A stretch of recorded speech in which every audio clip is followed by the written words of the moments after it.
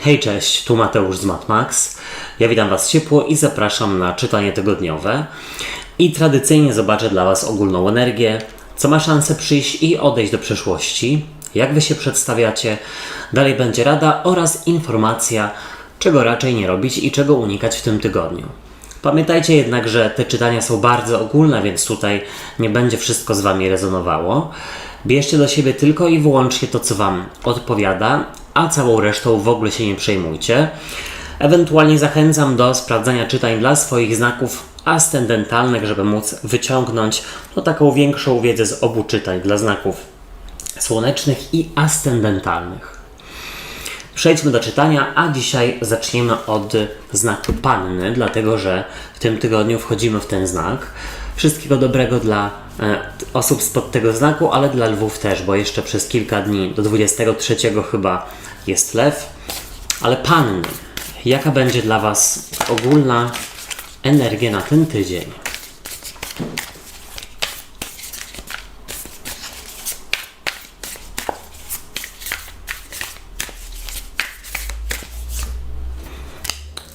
Pan Twardowski na karcie.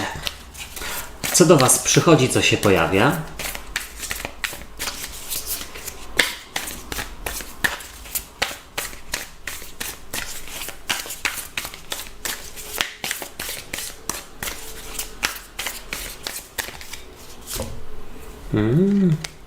Świetny tydzień, naprawdę mocny. Tutaj są już dwie bardzo silne karty. A co odchodzi do przeszłości?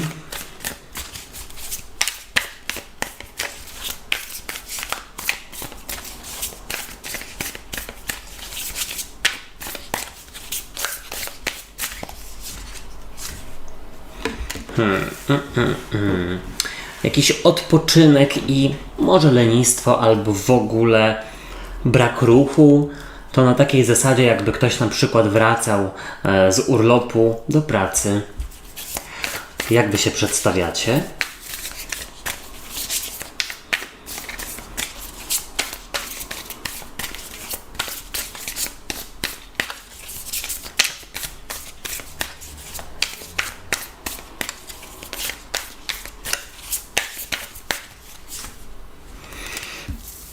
Dobrze, dodam tylko, że na razie jest sporo buław, a buławy są związane z trygonem ognia, czyli baran, lew, strzelec może Wam coś to mówi.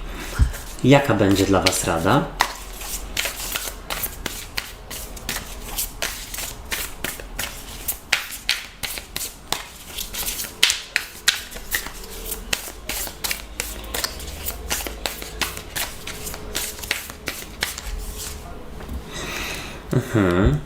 Po prostu zadbać o siebie w tym tygodniu. Nie zapominać o swoich potrzebach. Również takich błahych, jakichś, powiedzmy, nie chodzi o skakanie na bungee codziennie, ale gdzieś powiedzmy o małe przyjemności w stylu dobre jedzenie, fajna muzyka, którą lubicie, tak dla ukojenia. Czego nie robić, czego unikać.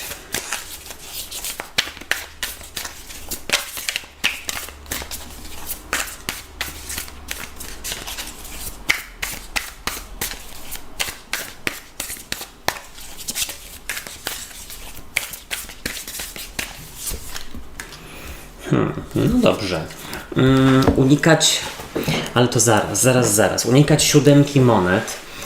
I w ogóle powiem, że jest to całkiem niezły tydzień, zwłaszcza dla osób, które rozpoczynają nową pracę, wracają do pracy po urlopie, być może gdzieś starają się, aplikują o jakieś stanowisko w innym miejscu, aniżeli w tym, którym są, i rozmowy kwalifikacyjne. No, na pewno ten obszar jak najbardziej na plus. I teraz tak, zobaczcie, z przełożenia macie trójkę monet, a trójka monet tutaj przedstawia takiego adepta, ucznia, który gdzieś, nie to, że się uczy, ale jest gdzieś na początku swojej drogi. Jest bardzo taki zdeterminowany, jest bardzo zmotywowany, buduje gdzieś tutaj solidne fundamenty, jest skupiony na detalach i gdzieś bardzo go to cieszy. I trójka monet mogłaby właśnie mówić o nowych przedsięwzięciach, jeśli chodzi o pracę, naukę. Najprawdopodobniej będzie to dosyć pracowity tydzień, w którym trzeba gdzieś tutaj włożyć dużo energii i zaangażowania, ale z tego co widzę, to jak najbardziej to robicie, to wkładacie.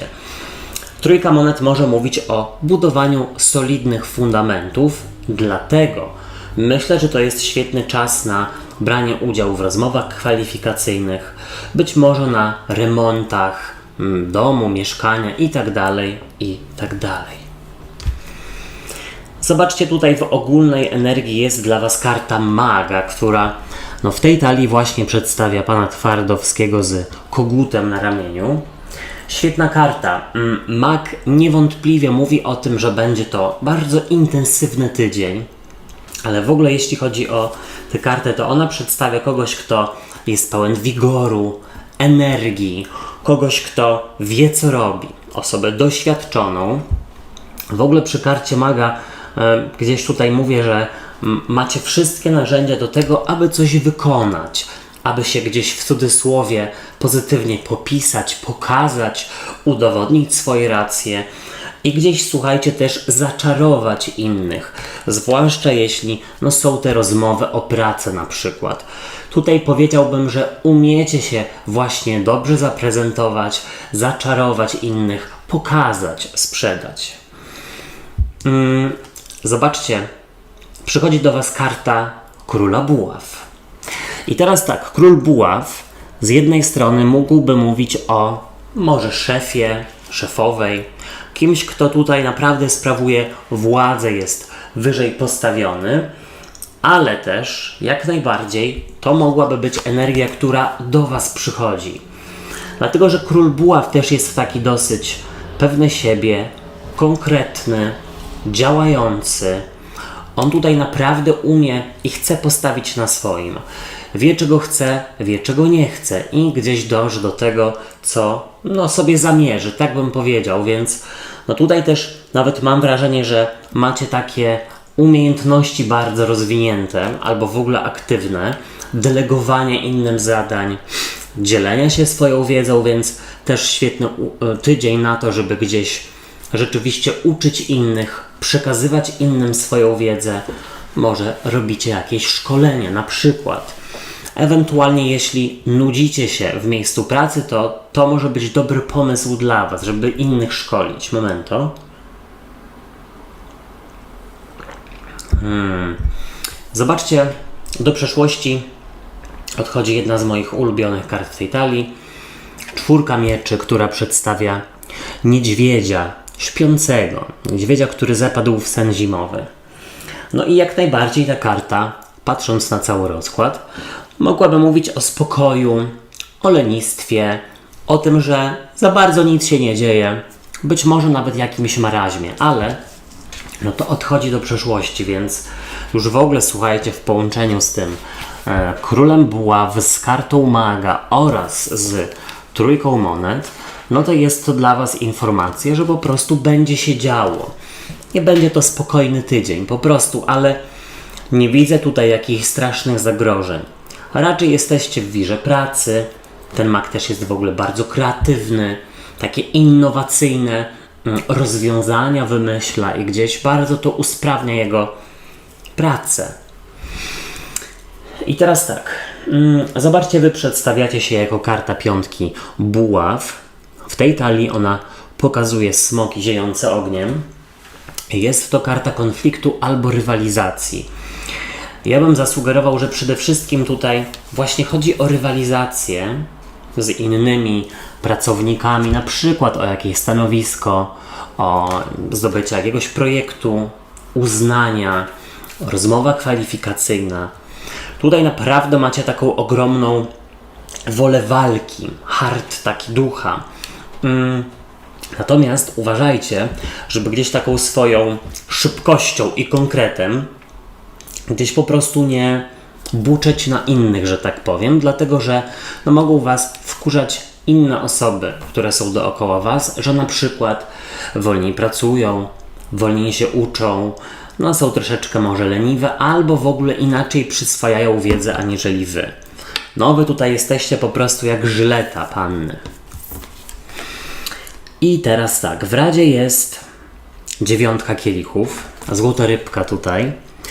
I ta karta mogłaby mówić o jakimś spełnieniu, więc jeśli rzeczywiście wiecie, do czego chcecie dążyć, to w tym tygodniu wypadałoby się wykazać rzeczywiście na 300%. Ale 9 kielichów to też w ogóle karta robienia sobie dobrze i wszystkich spraw, które sprawiają, że gdzieś czujecie takie ukojenie, takie, że się rozpływacie. No i jak sobie robić dobrze? No słuchajcie, to już zależy od was, co lubicie. Może to być pyszne jedzenie, może to być gotowanie czegoś zupełnie nowego, żeby też nie myśleć tylko i wyłącznie o pracy czy o obowiązkach. Masaż, jakieś zajęcia dodatkowe z tańca, cokolwiek. No słuchajcie, jeśli to jest lenistwo w łóżku i oglądanie serialu czy czytania książki, również. Czego nie robić, czego unikać? 7 monet, śliczna karta, naprawdę. I ta karta mówi o cierpliwości właśnie. Więc gdzieś wypadałoby nie tracić cierpliwości, zwłaszcza jeśli chodzi o osoby, które się tutaj dopiero co uczą, które dopiero zaczynają coś. Też bym powiedział, że nie tracić cierpliwości, jeśli chodzi o dojście do jakiegoś celu. Powiedziałbym, że może nie będzie łatwo, ale będzie warto. Tutaj też jest taka informacja, żeby być takim wymagającym nauczycielem, ale gdzieś nie srogim. Tutaj trzeba mieć odpowiednie podejście rzeczywiście i też empatią się wykazać. Wszystkiego naj. Teraz wagi. Witam was na czytaniu tygodniowym. No i sprawdźmy, jaka będzie dla was ogólna energia.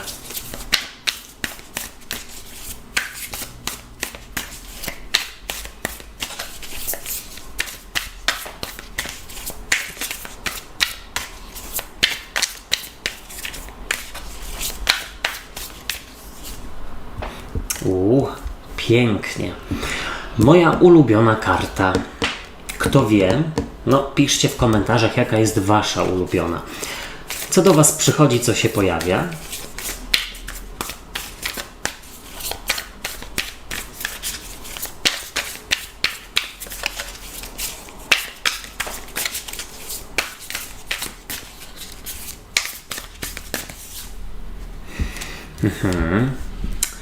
Też nieźle, naprawdę. Jest w czym wybierać, mam wrażenie. Zwłaszcza jeśli chodzi o spełnienie jakichś marzeń, planów. Co odchodzi do przeszłości?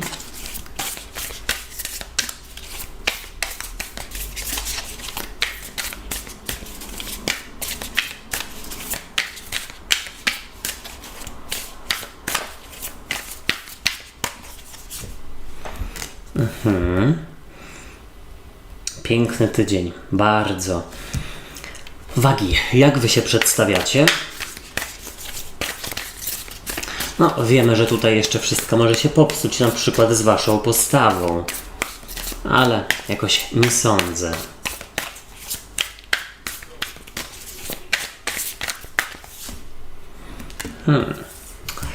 Wagi używają intuicji i są bardzo ostrożne. Rada dla was.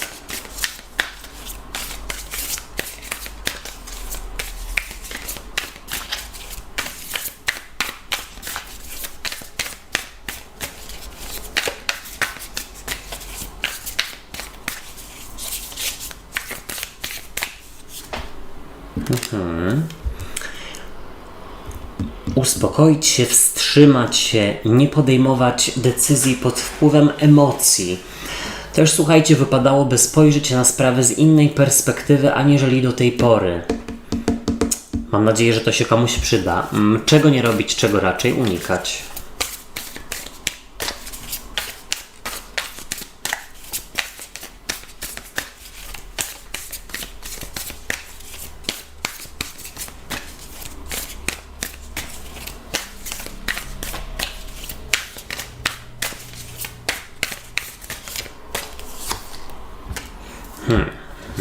słuchajcie, ładne czytanie.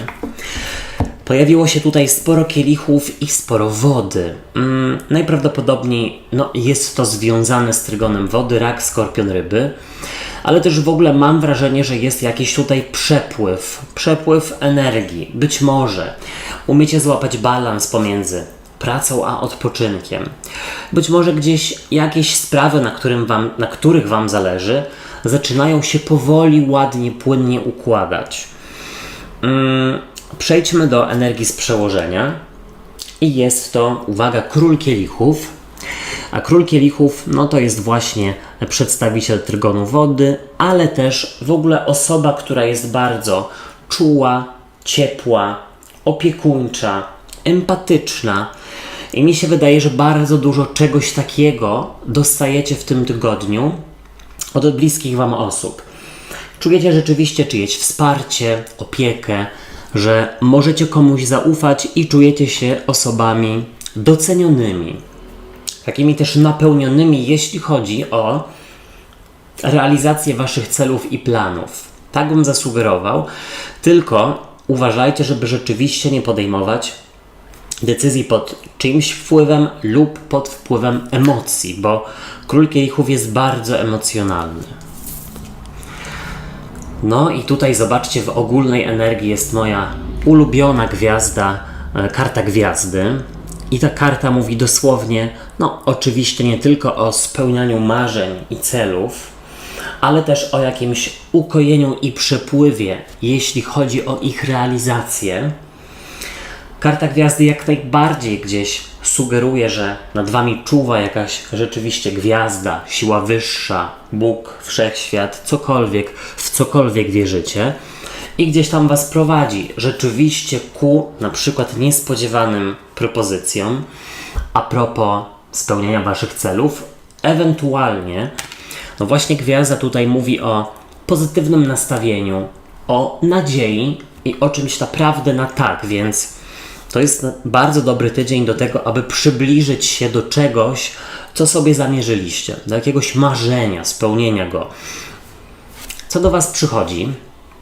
A zobaczcie, przychodzi do Was karta 9 kielichów i ona tutaj właśnie przedstawia złotą rybkę, która spełnia marzenia. I mówimy o takich marzeniach, powiedzmy, realnych. Nie na zasadzie, że tutaj nie wróżę Wam, że jutro wygracie po prostu w loterii, chociaż fajnie by było, tego Wam życzę. Ale też bardziej by mi chodziło o takie marzenia, które można na cele zamienić, ale już Wy wiecie, o co mi chodzi. Mam Was za osoby inteligentne. 9 kielichów to jest w ogóle karta spełnienia i robienia sobie przyjemności. Takiej umiejętności docenienia siebie i też poczucia, że rzeczywiście inni Was doceniają. I to, mam wrażenie, będzie tydzień, w którym dużo robicie dla siebie, naprawdę. W którym też zwracacie dużą uwagę na to, jak się do siebie zwracacie, jak o sobie myślicie, czy robicie na przykład coś na siłę, czy bardziej dlatego, że to czujecie. I teraz tak. Zobaczcie, tutaj do przeszłości odchodzi karta 5 buław. Ona w tej talii przedstawia ziejące ogniem na siebie smoki. I ta karta może mówić o rywalizacji, bądź, słuchajcie, o konflikcie. Momento. Niech będzie za to Wasze spełnienie marzeń. I tutaj wychodzi na to, że macie małą konkurencję, zwłaszcza jeśli tutaj jest jakieś marzenie a propos zdobycia nowej pracy, mieszkania i tak dalej, już nie będę wymyślał. Ale też tutaj w ogóle mam wrażenie, że niższym kosztem, aniżeli Wam się wydawało, jesteście w stanie coś osiągnąć i w ogóle też bardziej w takim, tutaj mam wrażenie, że nie ma jakiegoś stresu, nie ma jakiegoś napięcia, jakiegoś zamartwiania się. To też jest na tej zasadzie, że wybierzecie coś w momencie, gdy rzeczywiście to naprawdę poczujecie. Bez wyrzutów sumienia jesteście w stanie też odrzucić na przykład jakąś propozycję. Piszcie, o co może chodzić, bo tutaj już nie siedzę w Waszych życiach. Zobaczcie, przedstawiacie się jako karta księżyca. Przecudowna karta. Tutaj są i wilki, i kwiat paproci. Jest to karta, słuchajcie, intuicji, no, która mówi o tym, że dosłownie wiecie, co robicie. Wiecie, komu zaufać. Karta księżyca w ogóle mogłaby sugerować, że w tym tygodniu bardziej otwieracie się emocjonalnie na innych, którzy są gdzieś przy Was blisko. Chętnie dzielicie się gdzieś swoimi uczuciami, emocjami. Nie kisicie ich w sobie jak ogórki na przykład, jak kiszonki, tylko po prostu gdzieś no jest ich ujście i to bardzo dobrze robi Waszym relacjom z innymi. W ogóle księżyc mówi o transformacji, no bo słuchajcie, jakby księżyc gdzieś ma swoje fazy i mam wrażenie, że w tym tygodniu jest szansa na transformację Was, Waszego życia, czegoś, w co wkładacie rzeczywiście energię.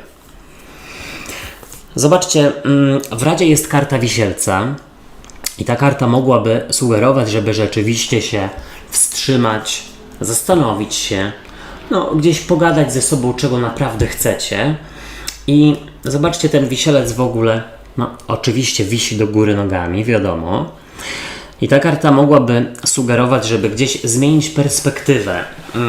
Zmienić perspektywę i na przykład, jeśli staracie się o coś nowego, to postawcie się już jakby na swoim miejscu, gdzie już byście tam byli.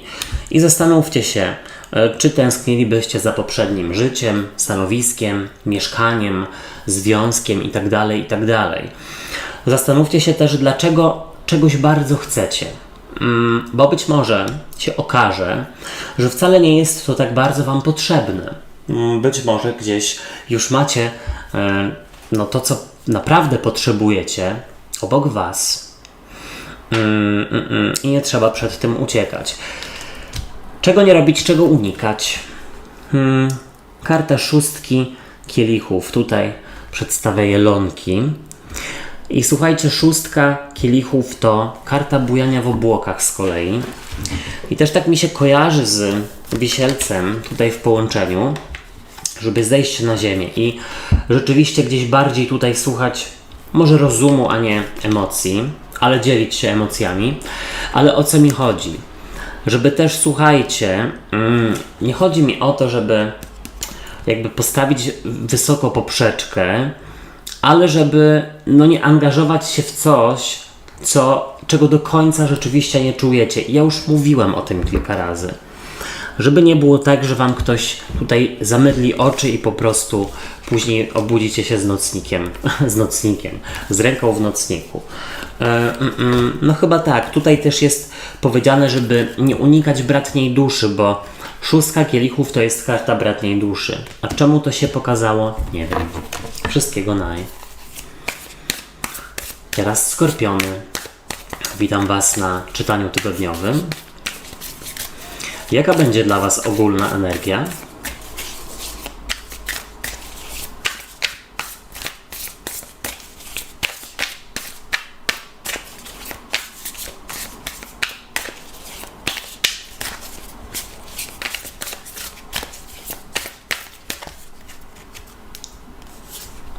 O, no dobrze. To samo co u znaku Panny. Co do Was przychodzi, co się pojawia?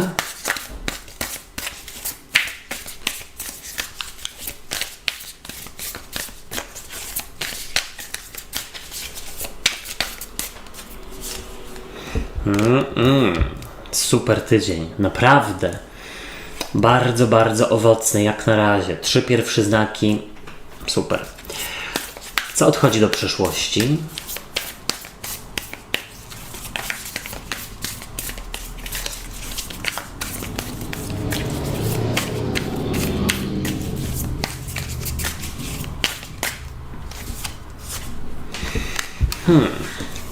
To tutaj jakby jakieś rozemocjonowanie albo takie napięcie odchodziło.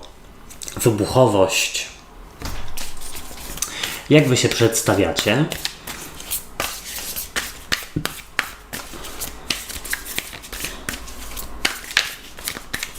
A no i polecam sprawdzić czytania na wrzesień, bo już zaczęło się pojawiać na moim kanale. No to jest dziwne, bo pojawiło się rozdroże, ale ja myślę, że można potraktować tę kartę przy waszym rozkładzie jako strefę komfortu. A rada dla was?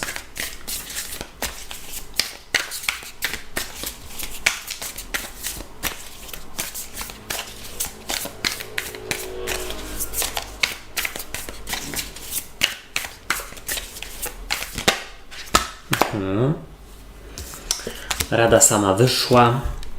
Nie trzeba było losować. Czego nie robić, czego unikać.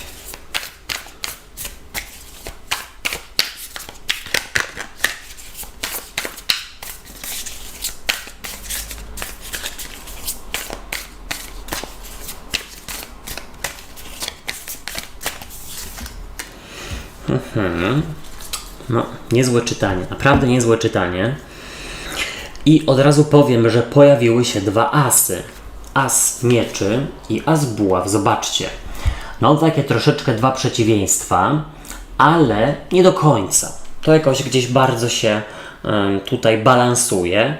No as buław jest związany z ogniem, a as mieczy z powietrzem. Momento. Oj, wybaczcie. No dobrze.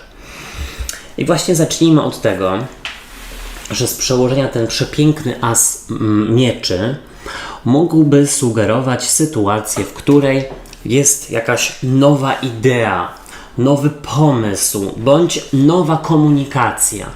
Być może jakieś wieści do was przychodzą, które gdzieś, nawet nie to, że zrewolucjonizują wasze życie, ale gdzieś sprawią, że możecie odetchnąć i gdzieś osiągnąć spokój. As mieczy, jak dla mnie, sugeruje taki naprawdę spokojny, skupiony umysł. Wiecie, jak rozmawiać, z kim rozmawiać. Tutaj gdzieś wszystko poukładane i bardzo dobrze. Ta karta mogłaby też sugerować odcięcie się od czegoś, być może sprawy sądowe, które musiały być właśnie na drodze sądowej gdzieś tutaj wyjaśniane. Zobaczcie w ogólnej energii, no naprawdę świetna karta, karta maga, alchemika, która tutaj przedstawia pana Twardowskiego z kogutem na ramieniu. No i słuchajcie, mag to jest karta, która mówi, że w tym tygodniu rzeczywiście się zadzieje. Ona przedstawia osobę, która ma wszystkie narzędzia, doświadczenie, wiedzę, wykształcenie do tego, żeby rzeczywiście coś osiągnąć, wykonać, coś wynegocjować, postarać się. Ta karta pokazuje kogoś pełnego wigoru, siły, kreatywności i energii. W ogóle powiedziałbym, że taka innowacyjność jest gdzieś tutaj w was, która jest naprawdę zawarta i w asie mieczy, i w karcie maga. Tutaj wypadałoby, słuchajcie, spróbować, nawet nie to, że wyjść ze strefy komfortu, ale gdzieś zadziałać inaczej, aniżeli do tej pory, bo to gdzieś was doprowadzi do strefy komfortu, czyli do spokoju. Jakieś inne rozwiązanie, aniżeli do tej pory wam się wydawało, że będzie dobre. Tutaj możecie się naprawdę zaskoczyć. Zobaczcie, przychodzi do was szóstka buław, karta triumfu, karta radości, zadowolenia, może nawet świętowania. I nie chodzi mi tutaj o jakieś imprezy, ale w ogóle o powodzie do poczucia, że no osiągnąłem to, zdobyłem to, udało mi się. No słuchajcie, karta zwycięstwa. Wydaje mi się, że jeśli chodzi o informacje, na przykład a propos spraw sądowych, jeśli chodzi o jakieś nowe pomysły innowacyjne, to naprawdę one przynoszą wam gdzieś tutaj powodzenie. Ja bym powiedział, że jeśli rzeczywiście nie przydarzą wam się nowe początki czy nowa komunikacja, to po prostu widzę tutaj sporo wigoru, radości i całkiem niezły nastrój. Po prostu, no czego chcieć więcej, prawda? Ktoś tak śpiewał kiedyś, że oprócz błękitnego nieba nic nam więcej nie potrzeba. A kto? Zobaczcie, do przeszłości odchodzi as buław. I as buław tutaj, no bardzo taki jest płonący w tej talii.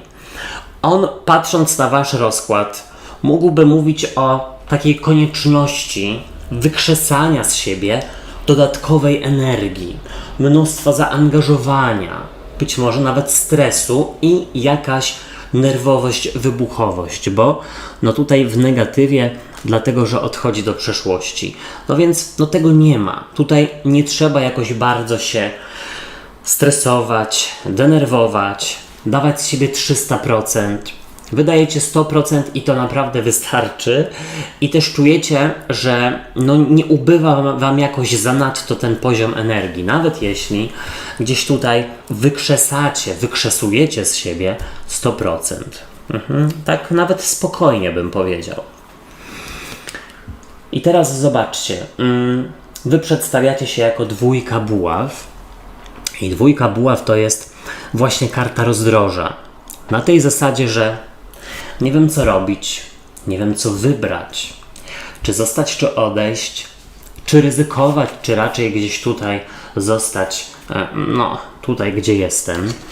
I wydaje mi się, że jako że tutaj są dwa asy, szóstka buław i karta maga, to w momencie, kiedy wybierzecie coś nowego, innego, no to naprawdę będzie to się opłacało. To już mówiłem wcześniej. Można odetchnąć z ulgą. No właśnie w ogóle ta dwójka buław mogłaby też mówić, słuchajcie, o strefie komfortu, czyli czujecie się komfortowo z jakąś decyzją, z jakąś informacją, która w tym tygodniu będzie.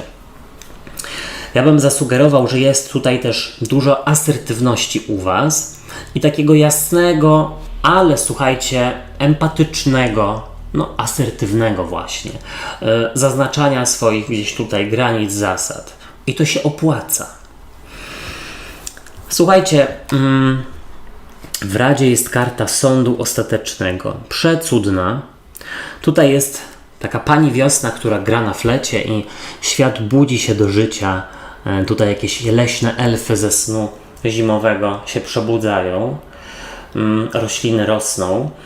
I ta karta sugeruje, żeby jasne, gdzieś pozwolić sobie na jakieś ryzyko, żeby przyjąć jakąś propozycję, żeby postarać się o coś nowego, żeby sprawiedliwie ocenić jakieś zagrożenia, czy rzeczywiście jest się czego bać. Ale też ta karta mówi, żeby zwracać uwagę na sprawy sądowe i na jakieś pisma, które mogą w tym tygodniu rzeczywiście się pojawić, które mogłyby przyjść. Pamiętajcie też, że życie to sinusoida. Jeśli gdzieś przez pewien czas nic się nowego nie zadzieje, to nic. To też trzeba jakoś wykorzystać na odpoczynek, na naukę. Czego nie robić, czego unikać. I słuchajcie, tutaj jest piątka monet. Piątka monet, karta braku i tęsknoty. I gdzieś wychodzi na to, że wypadałoby docenić to, co macie. To też mówiłem o tym chyba w ostatnim czytaniu Wybierz kartę, przekaz od Wszechświata, że czasami chcemy zmienić coś, a tak naprawdę robimy to, żeby uciec. Trzeba się zastanowić od czego. Może gdzieś wypadałoby nauczyć się cieszyć z tego, co mamy teraz, no bo być może nowego wcale też nie docenimy. Ta karta mówi, żeby siebie docenić i gdzieś swoje dotychczasowe doświadczenia. Pomyśleć o sobie jako całość, a nie jakaś tam mała część, która kiedyś tam zrobiła błąd. Wszystkiego naj. Teraz strzelce. Witam Was na tygodniówce i sprawdźmy, jaka będzie dla Was ogólna energia.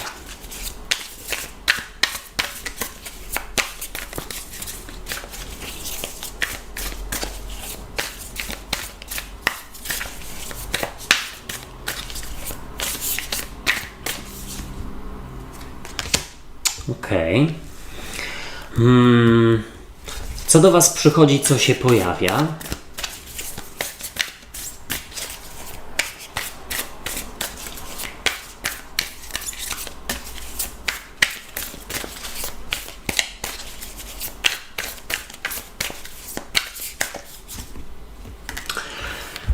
Dziwna rzecz, bo wychodzi na to, że ktoś stosuje drogę na skróty, może ma słomiany zapał, albo gdzieś czujecie, że pewne rozwiązanie, pewna odpowiedź jest niesprawiedliwa.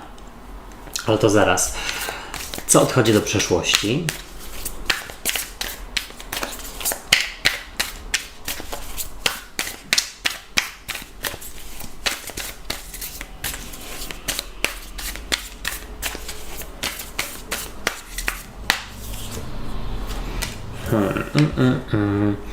Ale właściwie tutaj gdzieś mam wrażenie, że nie dacie się oszukać. O, motocykl na potwierdzenie. Wpuścić w maliny. Jak wy się przedstawiacie? Tutaj może ta karta dużo zadecydować, bo wydaje mi się, że też może chodzić o przekaz romantyczny albo a propos pewnej bliskiej wam osoby.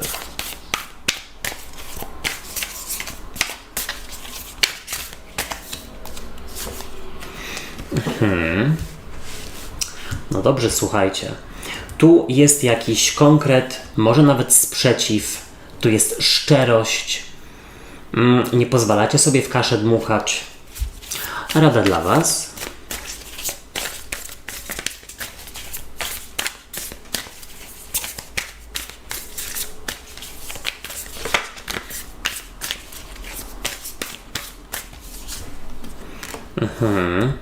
Zawalczyć o siebie, sprzeciwić się, tupnąć nogą i ja tutaj was nie namawiam do jakiejś rebelii, ale może po prostu do asertywnego działania i asertywność to nie jest tylko umiejętność powiedzenia komuś nie i odmówienia, ale też w ogóle gdzieś działanie w zgodzie ze sobą, ze swoim systemem wartości, z tym co dla was ważne, z tym co liczy się dla was.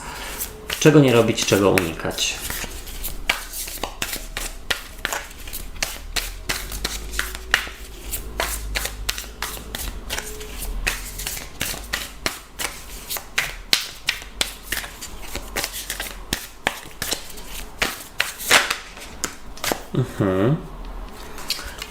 No, nawet jakoś zawiązało się to czytanie.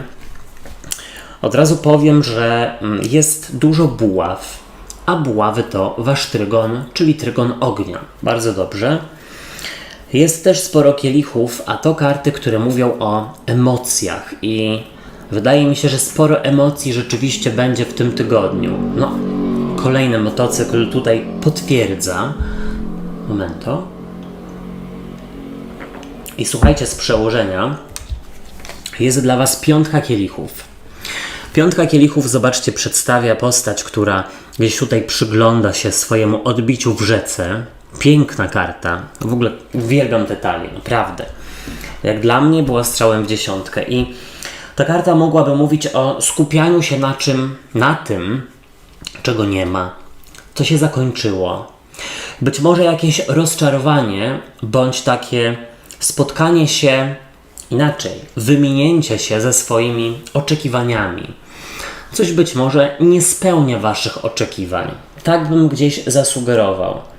Ale przy tej karcie mówimy, że jeśli patrzymy na te 3 rozlane, czy tam przewrócone kielichy, to nie dostrzegamy potencjału 2 pełnych, które są przed nami. Więc mam wrażenie, że gdzieś wasza atencja, uwaga idzie nie w odpowiednią stronę.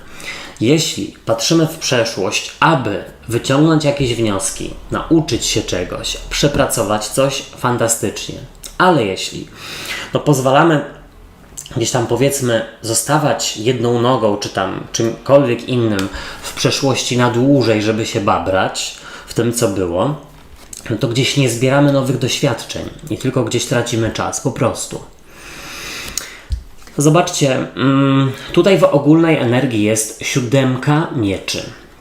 7 mieczy to jest karta, która mogłaby mówić o jakimś złodzieju, oszuście, o kimś, kto zranił, oszukał, działał za naszymi plecami, bez naszej wiedzy.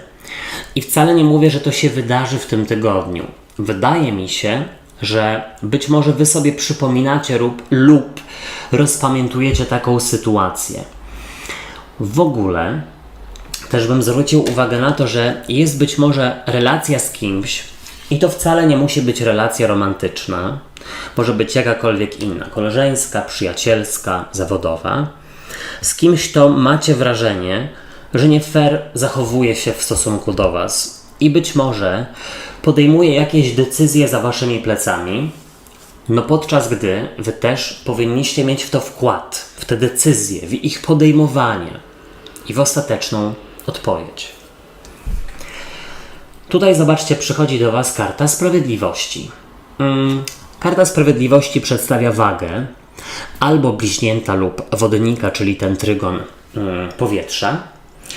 Ale ta karta właśnie mówi o tym, że dociekacie w tym tygodniu sprawiedliwości. Tam, gdzie rzeczywiście czujecie, że ktoś niesprawiedliwie, nieodpowiednio was potraktował albo zrobił coś bez waszej wiedzy, no to mam wrażenie, że wy się rzeczywiście za to bierzecie. Za to, żeby jakąś sytuację wyprostować, żeby o czymś porozmawiać, żeby sobie coś powiedzieć, ustalić. Być może rzeczywiście jest konieczność zajrzenia w przeszłość, żeby przepracować coś ważnego. Coś, co nie pozwala wam ruszyć do przodu, być może w jakiejś relacji. Na przykład powiedzmy, że nigdy na przykład rodzice lub nauczyciele nie liczyli się z waszym zdaniem i gdzieś w waszym umyśle pozostała taka zadra, taki schemat pod tytułem: moje zdanie jest nieważne. Nieważne jest to, co ja myślę, to, co czuję. I to jest błąd, bo wcale tak nie jest. To jest bardzo ważne, najważniejsze. Więc trzeba gdzieś wrócić tam do przeszłości i pogadać sobie z tymi nauczycielami, z tymi rodzicami. W swojej głowie, powiedzmy, jako dorosła postać z dzisiaj. Zobaczcie, do przeszłości odchodzi karta gwiazdy.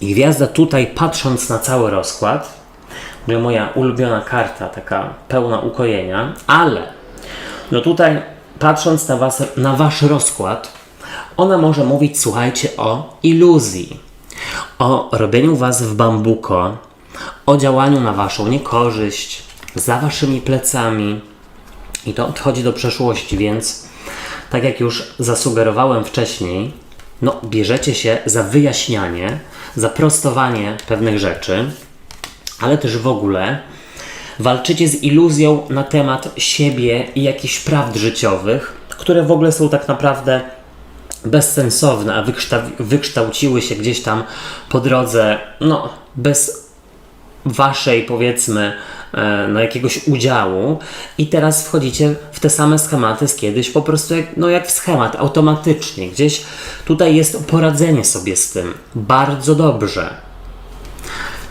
Naprawdę mamy moc sprawczą, uwierzcie mi, i sprawdzajcie czytanie na wrzesień.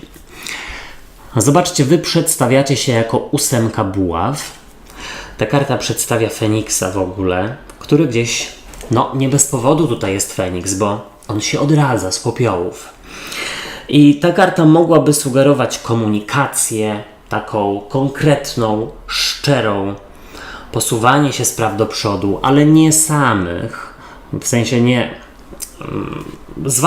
przy waszym udziale, tak bym powiedział.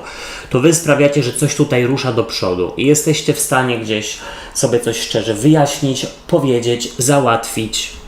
I fantastycznie.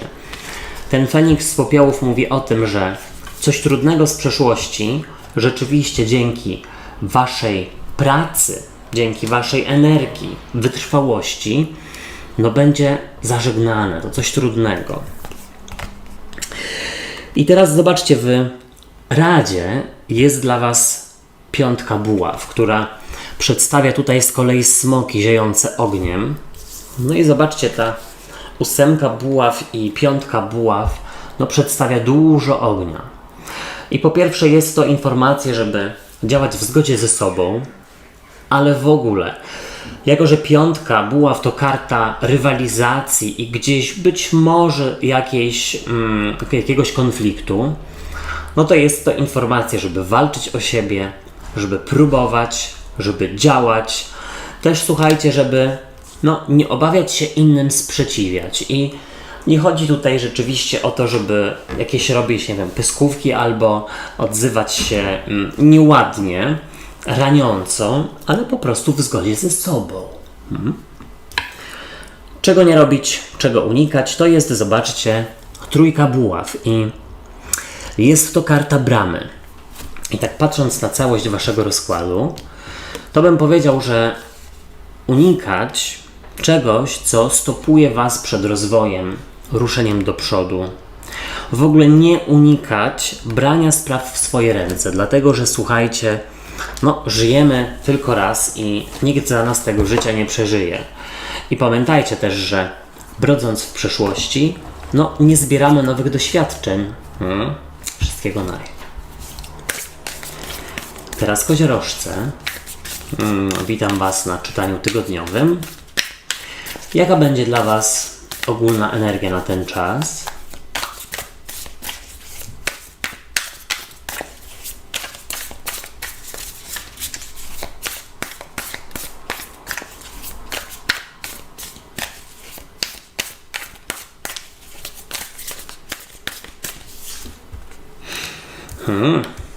Konkretny tydzień.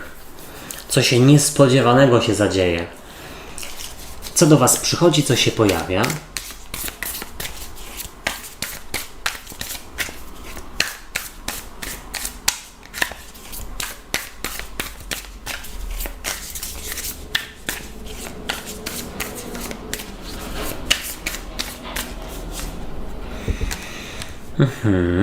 Karta kapłanki.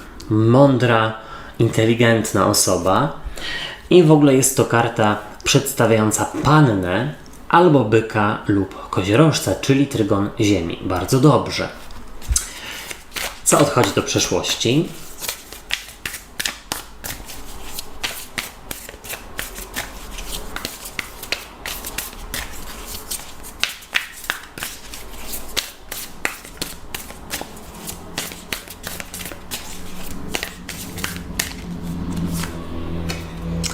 Do przeszłości odchodzi wisielec, zastój, marazm, nieumiejętność wyjścia z jakiejś sytuacji i ruszenia do przodu. Jak wy się przedstawiacie, koziorożce?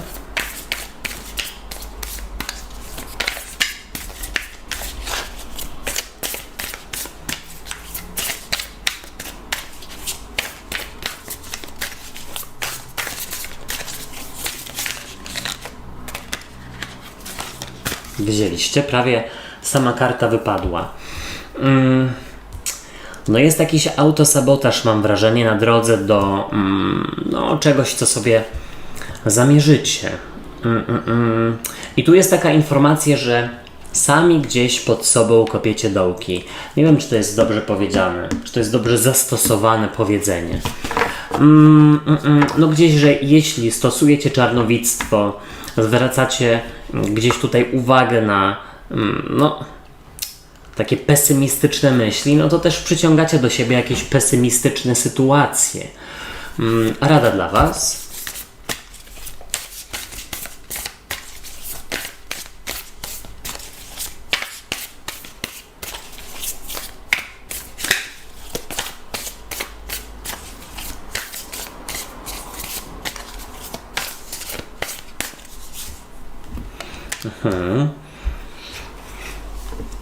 Ciekawe. Odpocząć, zregenerować się.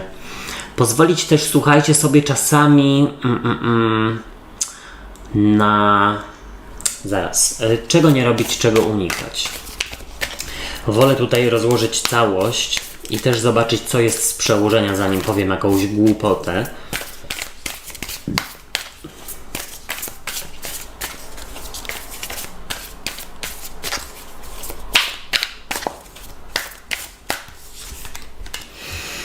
Dobrze. Ciekawe czytanie, to znaczy czytanie jeszcze nie wiem, ale rozkład kart jest dosyć specyficzny i macie tutaj w ogóle dwie ósemki. Ósemkę kielichów i mieczy, zobaczcie. Bo to jakby nadciągało coś nowego, albo jakbyście już wybrały to nowe i nie jesteście do końca tego na przykład pewne. Nie ma tutaj jakiegoś przekonania, że decyzja była rzeczywiście podjęta w sposób właściwy. Ale słuchajcie, to jest niczym nie podparte. to jest tylko gdzieś w waszej głowie, taka niepewność. Chociaż to jest właściwie dziwne, słuchajcie, sporo sprzeczności w tym waszym czytaniu, bo jest też karta kapłanki, która raczej wie, co robi. Pardonsik. I słuchajcie, z przełożenia jest dla was 8 kielichów. Karta, która przedstawia włóczy kija, który gdzieś wyrusza w nową drogę, w nowy etap, zmierza ku przygodom. I może być to jasne karta związana, słuchajcie, z rozstaniem, ale nie widzę tutaj jakiegoś romantycznego przekazu, ani przekazu związanego z, słuchajcie, jakimiś osobami, chyba że matka, siostra, ktoś bliski wam. Tutaj może być rzeczywiście sytuacja, w której nie ruszacie do przodu w waszej relacji, w rozwoju jej, tylko dlatego, że coś jest niewypowiedziane lub obawiacie się komuś do czegoś przyznać. Może ktoś obawia się z wami porozmawiać. Na tej zasadzie. W każdym razie jest tutaj chęć rozpoczęcia nowego etapu pełnego przygód, ale mam wrażenie, że możecie się przed nim wzbraniać. I teraz zobaczcie, w ogólnej energii jest karta wieży. Wieża mówi o czymś niespodziewanym, nieuchronnym, ale też słuchajcie o jakiejś nerwowości i o takim szybkim traceniu kontroli nad swoimi emocjami. Ja bym powiedział, że tutaj gdzieś w tym tygodniu szczególnie należałoby zadbać o swój system nerwowy. Czyli słuchajcie, na przykład pić mniej kawy, mniej używać cukru, mniej używać jakichś wspomagaczy, wyciszać się i relaksować, spacerując, medytując, modląc się, to już zależy od was. Dbajcie w tym tygodniu szczególnie o siebie i o swoje takie ukojenie, bo tutaj słuchajcie, wieża mówi o czymś niespokojnym i o zawaleniu się czegoś. I wcale nie wróżę wam tutaj, że coś się zakończy. Bardziej, że po prostu trudno wam będzie zapanować nad tym, co się dzieje w waszej głowie. A kto ma mieć nad tym kontrolę, jak nie wy? Tylko i wyłącznie wy. I sprawdzajcie czytania na wrzesień, bo tam może być coś więcej o nowym początku, czy w miłości, czy ogólnie, czy w pracy i w finansach. I zobaczcie, tutaj przychodzi do was karta kapłanki, taka zielarka. I zielarka dlatego, że jest to taka ludowa, słowiańska talia. I tak, kapłanka to jest panna, ewentualnie byk lub koziorożec, czyli właśnie ten trygon ziemi. Albo słuchajcie, jakaś bardzo bliska wam kobieta, bliska osoba, być może matka, siostra, być może ktoś uznawany za autorytet, słuchajcie. I teraz tak, tutaj mam wrażenie, że to już powiedziałem wcześniej, trzeba o czymś porozmawiać. Ale kapłanka w ogóle pokazuje osobę mądrą, silną, inteligentną, która powinna wiedzieć, czego chce, albo wie, czego chce, a czego nie chce. Tylko może ostatnio trudno rzeczywiście jej jest sobie to przypomnieć. I teraz warto. To też a propos relacji trudnych i toksycznych, w których gdzieś się dusicie. I wcale nie musi chodzić o relacje romantyczne. Tutaj zobaczcie, do przeszłości odchodzi karta wisielca. I wisielec mógłby mówić o zastoju, o marazmie, o tym, że słuchajcie, nie widzicie wyjścia z jakiejś sytuacji. Ale to odchodzi do przeszłości, więc to na takiej zasadzie jakby to był dobry tydzień na przemyślenia i ułożenie sobie w głowie jakiegoś planu działania, planu rozmowy z ważną dla was osobą. Jest jeszcze jeden bardzo ciekawy przekaz przy tej karcie wisielca. Nawet jeśli nie macie tutaj gdzieś wpływu na to, co się dzieje dookoła was, to zawsze macie wpływ na to, jak to odbieracie. I to jest rzeczywiście informacja, że wypadałoby pomyśleć i wypadałoby sobie coś poukładać w głowie. Być może też stąd mi albo wam wyszło, że tutaj trzeba gdzieś zadbać o układ nerwowy. I teraz zobaczcie. Wy przedstawiacie się jako 8 mieczy. Tutaj jest taka elfica, która jest obrośnięta roślinami, konarami drzew.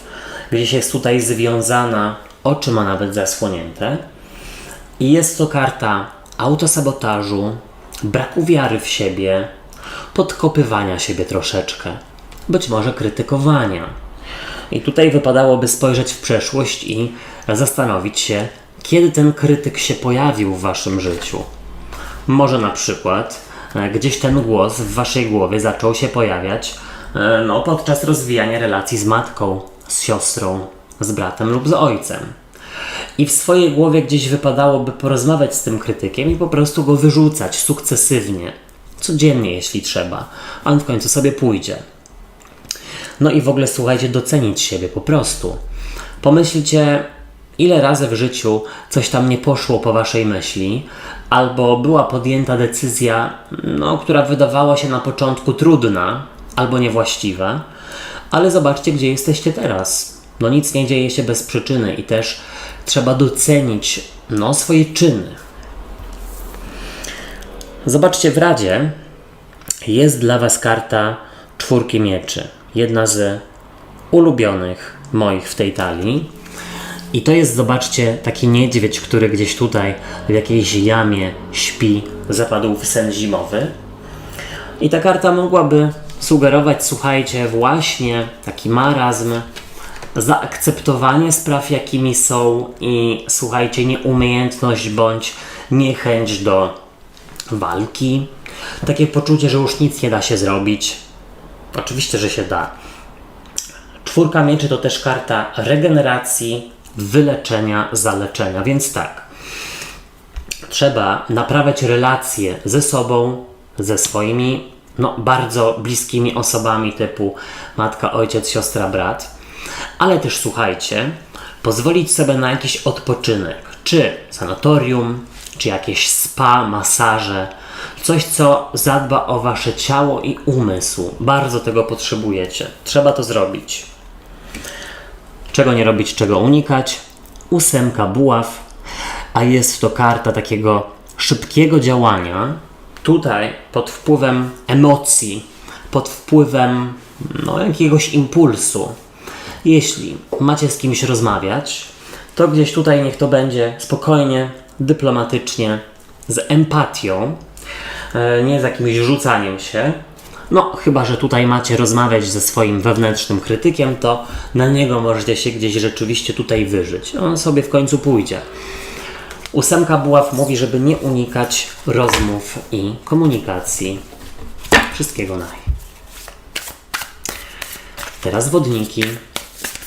Witam was na tygodniówce.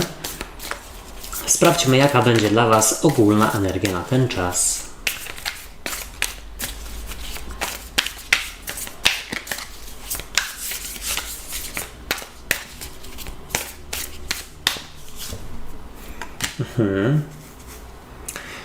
Karta księżyca. Bardzo jest piękna tutaj, naprawdę. Zaraz wam ją pokażę. Co do was przychodzi, co się pojawia?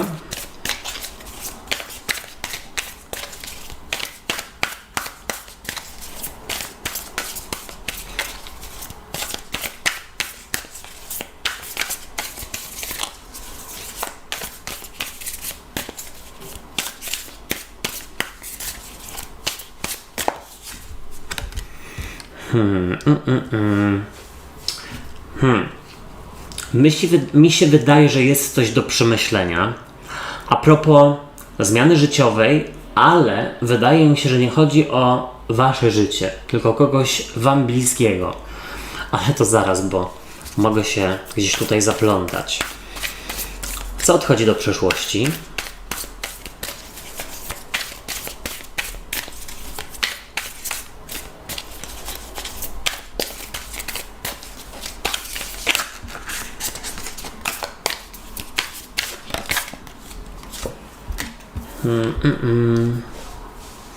Król buław. W ogóle wydaje mi się, że to będzie spokojniejszy tydzień i też taki bardziej tutaj mam wrażenie, działacie tak rozumowo, na chłodno. Nie ma tutaj jakiejś huśtawki emocjonalnej, jakichś dziwnych, skrajnych emocji wami gdzieś tutaj szarpiącymi. Jak wy się przedstawiacie?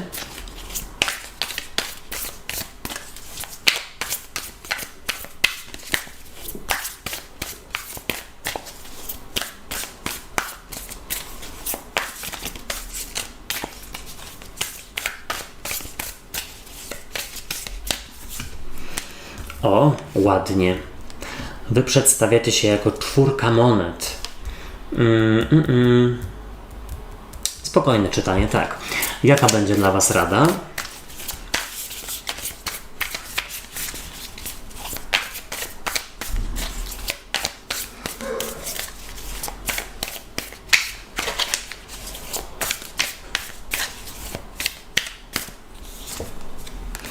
O, no, pięknie. W Radzie jest moja ulubiona karta, na pewno wiecie jaka to jest, bo jest to karta, która przedstawia wasz znak właśnie. Ciekawy jestem, czy to też jest wasza ulubiona karta. Czego nie robić, czego raczej unikać.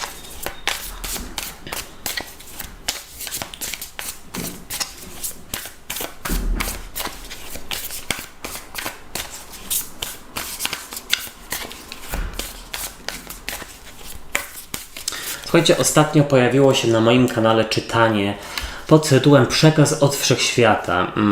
W playliście wybierz kartę, ona gdzieś jest tutaj podlinkowana na górze albo w opisie pod filmem. I też czytania na wrzesień już zaczęły się pojawiać, koniecznie sprawdzajcie. Naprawdę macie niezły tydzień.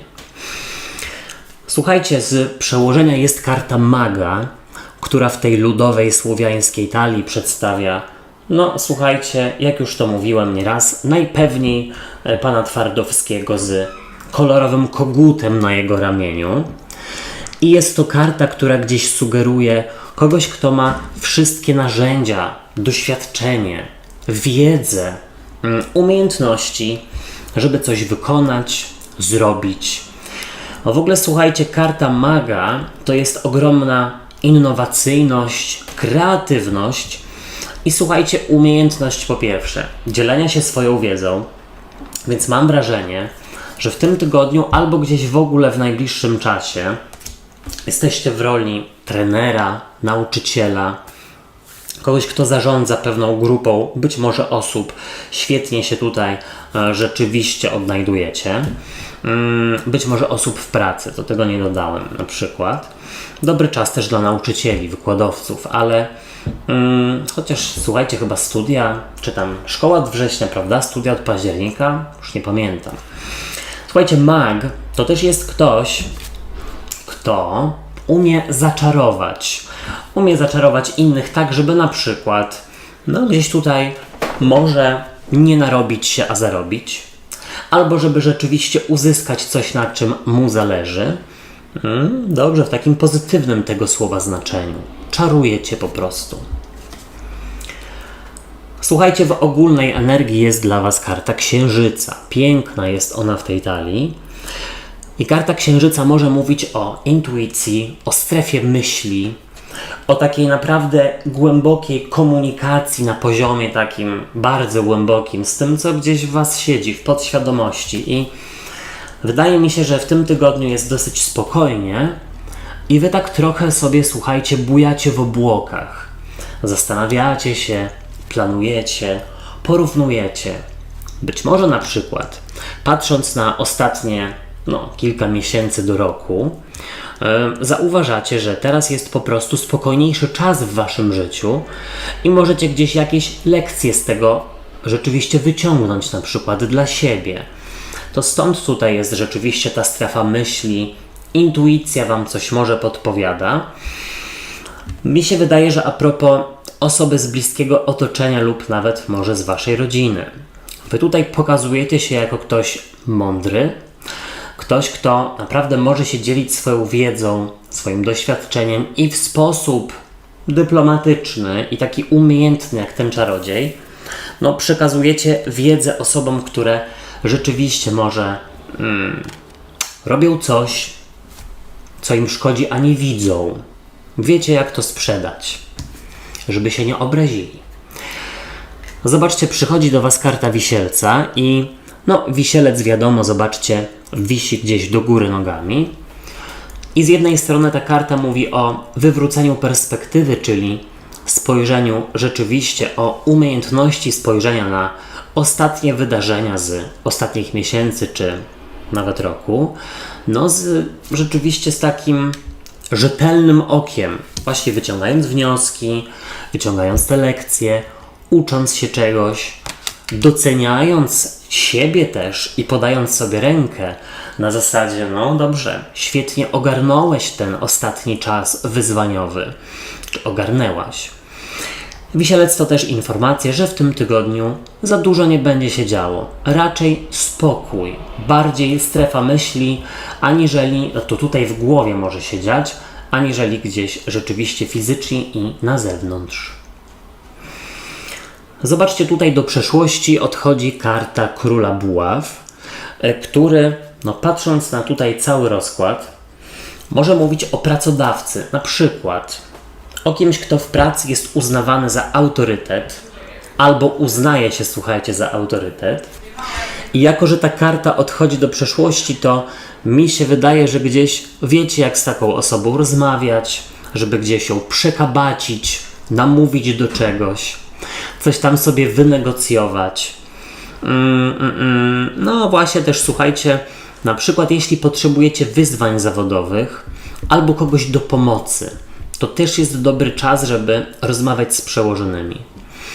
No i Król Buław oczywiście jest taki też pełen wigoru, taki ogarniający, ale on tutaj w przeciwieństwie do maga na przykład, no już jest bardziej kimś, kto na przykład no musi z siebie wykrzesać mnóstwo energii i ognia i trochę może się spalać. To odchodzi do przeszłości, więc okej, no tutaj macie maga, ale na spokojne wszystko. Tak bym gdzieś powiedział. Bez stresów. No i zobaczcie, wy przedstawiacie się jako 4 monet.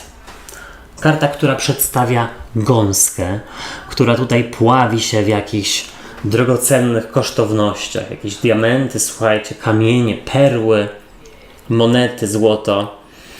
I ta karta mogłaby mówić o umiejętności przytrzymania przy sobie no tego, co jest dla was ważne, więc no tutaj rzeczywiście warto rozmawiać z pracodawcami, z osobami, które są uznawane za autorytety. No ewentualnie jest tutaj, słuchajcie, też poczucie, że naprawdę umiecie zadbać o siebie. Tak też, słuchajcie, patrząc w przeszłość. Ja już się uczepiłem tych ostatnich kilku miesięcy lub nawet roku. No być może rzeczywiście dla kogoś było to wyzwaniowe. Ale tutaj jest takie poczucie, że no dobra, to ja teraz wzbogacony jestem o to doświadczenie, już wiem na przyszłość jak działać. Tutaj jest też, słuchajcie, takie poczucie, że no coś wam udało się ugrać bardzo dobrze. Słuchajcie, w Radzie jest przepiękna, no i właśnie tutaj, no już wam mówię, jaka jest moja ulubiona karta. Jest to karta gwiazdy, a karta gwiazdy gdzieś sugeruje wodnika. A więc wychodzi na to, żeby działać w zgodzie ze sobą, w zgodzie ze sobą, w zgodzie z swoimi potrzebami, w zgodzie z tym, co podpowiada wam intuicja.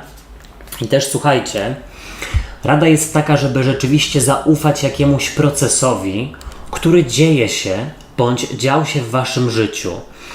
Nawet jeśli tutaj trzeba było zrobić krok do tyłu, bądź no w ogóle ostatnio przez jakiś czas było dosyć trudno, no to pamiętajcie, że gdzieś to wszystko dzieje się no nie bez przyczyny.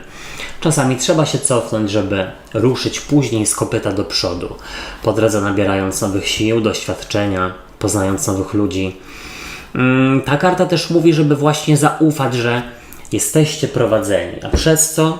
No pewnie przez tę gwiazdę, Boga, Wszechświat, czy w cokolwiek tam już sobie wierzycie. I zobaczcie, tutaj jest informacja, czego nie robić, czego unikać, a jest to 8 buław. No, karta takiej szybkiej komunikacji, takiej szczerej, konkretnej.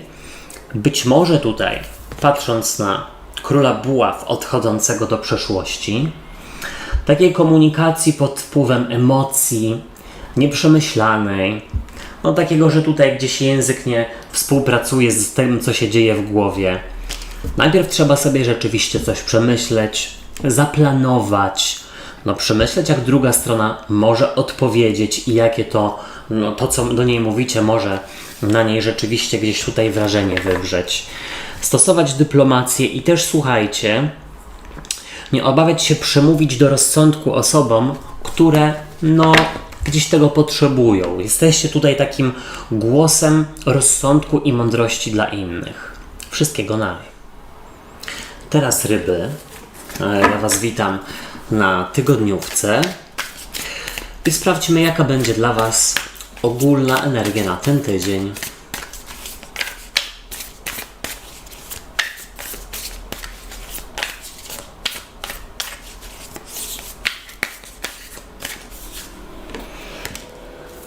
Myślę, że całkiem spokojnie. Co do Was przychodzi, co się pojawia?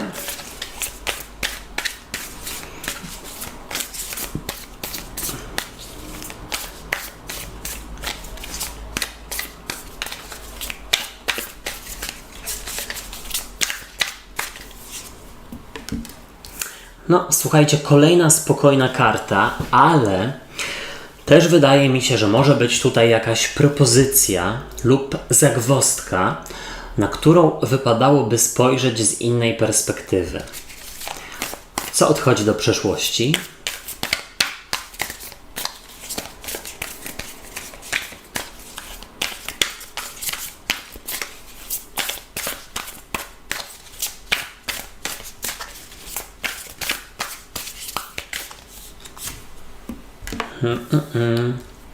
Wydaje mi się, że to może być związane ze sprawami zawodowymi, z edukacją lub z inwestycją pieniędzy, ale takich większych pieniędzy, większej ilości pieniędzy. Jak Wy się przedstawiacie?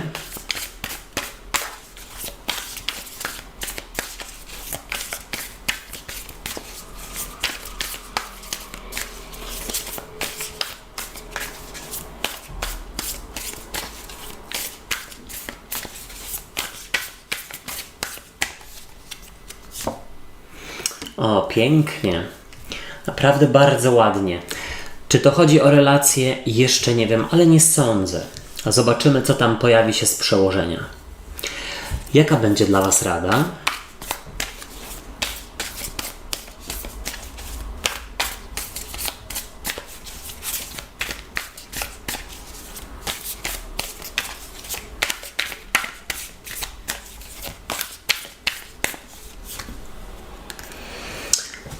Słuchajcie, najprawdopodobniej wypadałoby przyjąć propozycję, zgodzić się na coś.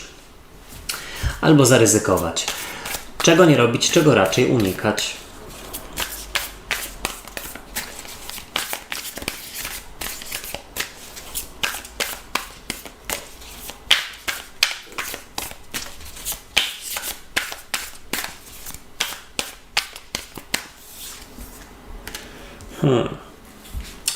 Ciekawy rozkład, naprawdę. Pojawiło się sporo kielichów, a kielichy to trygon wody, czyli właśnie rak, skorpion, ryby. Fantastycznie, dlatego że gdzieś wychodzi na to, że jesteście w swojej energii. Ale też w ogóle pojawiły się dwie dwójki. Zobaczcie, jest to dwójka monet i dwójka kielichów. Nie sądzę, że tutaj chodzi o jakieś rozdroże, chociaż może. Bardziej o rozdroże na zasadzie, że nie do końca jesteście przekonani do tego, aby rzeczywiście podjąć jakąś decyzję. I to nie muszą być jakieś ogromne, ważne, wielkie, życiowe zmiany. Na przykład tutaj może chodzić jednak o relację romantyczną. Tak gdzieś to czuję.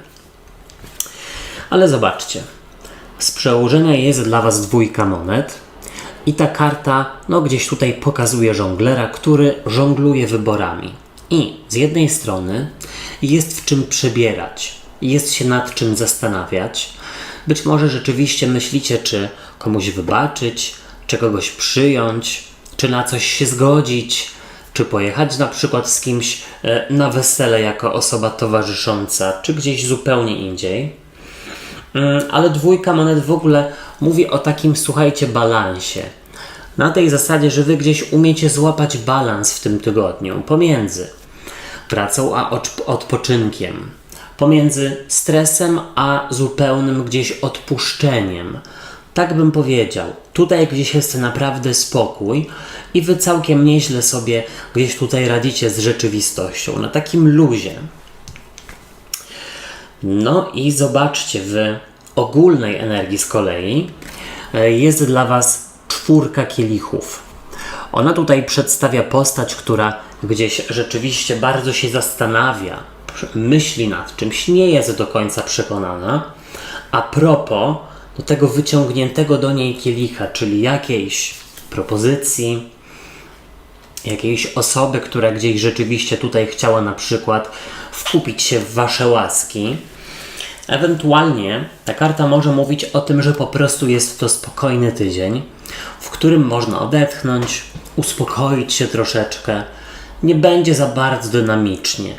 Raczej gdzieś mam wrażenie, że bujacie w obłokach i sobie coś planujecie na przyszłe miesiące. Jeśli tutaj mają być jakieś zmiany, to wydaje mi się, że chyba na przykład od października, od kolejnego miesiąca.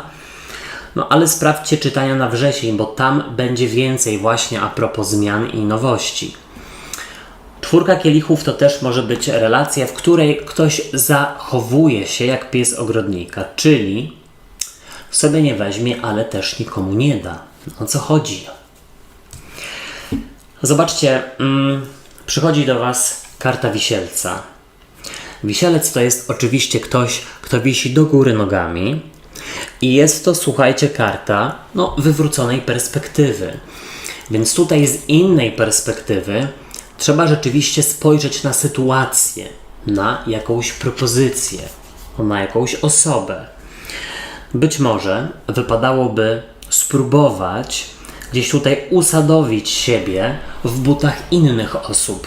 Być może rzeczywiście dlatego, żeby lepiej je zrozumieć, przynajmniej żeby w ogóle spróbować. Oczywiście wisielec to jest karta pewnego rodzaju zastoju albo w ogóle takiej małej dynamiczności w tym tygodniu. I to jest już kolejna, 3. karta, która gdzieś raczej sugeruje jakiś spokój. Ten tydzień może nawet troszeczkę się wlec, ale to dobrze, zwłaszcza dla osób, które gdzieś pragną troszeczkę odpocząć, zdystansować się właśnie. Do osób, które są na urlopach również, na jakimś wypoczynku. I teraz zobaczcie, do przeszłości odchodzi przepiękna karta Asa monet. Zastanawiam się, co tutaj ma na sobie ta osoba, ta postać. Chyba perły. Ale słuchajcie, As monet mógłby mówić o nowym początku, jeśli chodzi o zmianę pracy, o inwestycje większej ilości pieniędzy, jeśli chodzi o powrót do szkoły, na uczelni itd., itd. Gdzieś mam wrażenie, że to się jeszcze w tym tygodniu nie odbędzie. Ewentualnie gdzieś tutaj do spraw związanych z powrotem do pracy, do szkoły, na uczelnię. A może słuchajcie, dokończę poprzednie zdanie. Gdzieś do tych spraw podchodzicie ze spokojem, na większym luzie. Ale słuchajcie, być może tutaj też, słuchajcie, chodzi o wypuszczenie na przykład z gniazda rodzinnego swojej pociechy. Momento. Tutaj mi się polało troszeczkę sokiem. Słuchajcie, muszę to zgarnąć. A propos, słuchajcie, tutaj nie będę stopował i bawił się w jakieś tutaj przynoszenie ściereczek i papieru. No cóż, ciekawe, że tutaj na was tak kapie. O co chodzi? Co wy robicie, ryby? Może chodzi o, słuchajcie, o koszulkę. Nie ma co. Upierze się. Słuchajcie, co ja tam mówiłem? Że być może chodzi tutaj o wypuszczanie no na przykład swoich pociech z gniazda rodzinnego, no na studia, na uczelnię, w świat. Tutaj gdzieś inaczej na to zaczynacie patrzeć, z większą przychylnością. No i w ogóle zobaczcie, wy przedstawiacie się jako dwójka kielichów. Piękna karta, która pokazuje dwie osoby, dwie strony, które się gdzieś kochają, wspierają, darzą szacunkiem, dochodzą do jakiegoś konsensusu, do jakiegoś, słuchajcie, kompromisu. I jeśli chodzi o relacje, w których ktoś zachowuje się rzeczywiście jak pies ogrodnika, to wydaje mi się, że poprzez jakiś dystans do tej osoby i ówczesnym tutaj porozmawianiu, no wydaje mi się, że ktoś tutaj bardziej przychylnie patrzy na jakieś deklaracje, czy rzeczywiście wspólnie podjęte decyzje. Ale w ogóle wy, zobaczcie, pokazujecie się jako ktoś, kto dochodzi do ładu i składu z jakimiś decyzjami życiowymi. Też zgadza się na to, że być może ten miesiąc będzie spokojniejszy, a dopiero od na przykład, ten tydzień, przepraszam, a na przykład od jeszcze następnego tygodnia czy miesiąca będzie jakoś dynamiczniej. Tu jest jakieś ukojenie, słuchajcie, i zgoda. No zobaczcie, w Radzie jest rycerz kielichów, no a rycerz kielichów mógłby przedstawiać trygon, kogoś z trygonu wody, czyli właśnie raka, skorpiona bądź ryby. Kogoś, kto się stara, kogoś, kto rzeczywiście zabiega i pokazuje, że mu zależy. No to takie osoby gdzieś rzeczywiście, no dawać im szansę, ale w ogóle rycerz kielichów, on coś tutaj jakby oferuje. Tutaj on wyciąga do was ten kielich, więc rada jest taka, że wypadałoby jakąś propozycję przyjąć, ewentualnie zrobić jakąś zmianę, wprowadzić, ale jeszcze nie teraz. Czego nie robić, czego unikać? Też piękna karta, która przedstawia takiego leśnego druida. I karta pustelnika mówi o tym, żeby gdzieś rzeczywiście się nie izolować od osób, na których wam zależy. Chodzi tutaj o dystans, ale taki zdrowy. Żeby to nie było na przykład uciekanie od rozmów i problemów, a raczej po prostu dystans na chwilę, żeby sobie coś przemyśleć, zaplanować i dopiero rzeczywiście wracać do jakiejś tam komunikacji. W ogóle też słuchajcie, za bardzo nie odpływać od swoich marzeń i celów. Jeśli odkładacie je w czasie, to niech to nie będzie za 50 lat, tylko gdzieś powiedzmy za parę tygodni czy w następnym miesiącu. Wszystkiego naj. Teraz barany. Witam was na tygodniówce. No i sprawdźmy, jaka będzie dla was ogólna energia.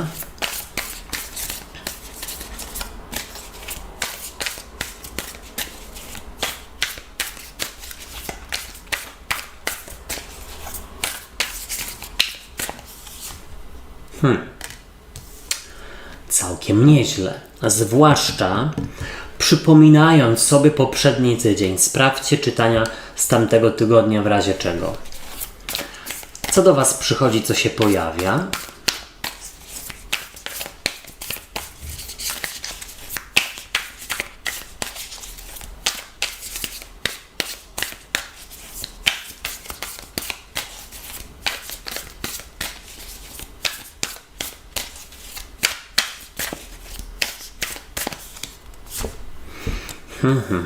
No, pięknie, słuchajcie, barany, naprawdę. Co odchodzi do przeszłości?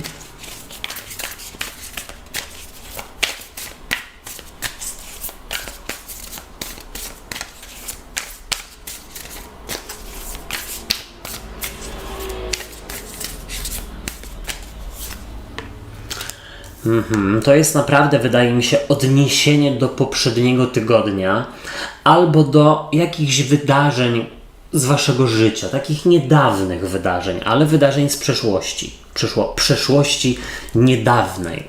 O, jak wy się przedstawiacie?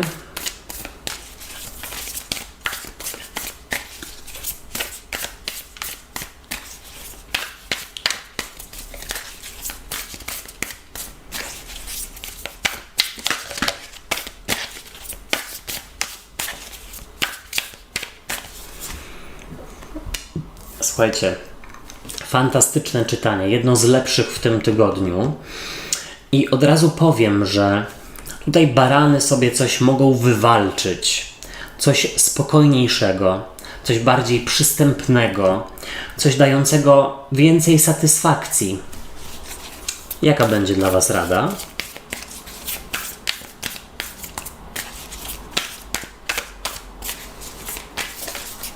Dobry też tydzień dla liderów, osób, które przewodzą zespołem, czy w rodzinie na przykład, czy jakimś projektem. Też jest piękna rada. No słuchajcie, w ogóle sporo buław się pokazało i też karta siły, która również mówi, tak jak buławy, o Waszym trygonie. Czego nie robić, czego raczej unikać?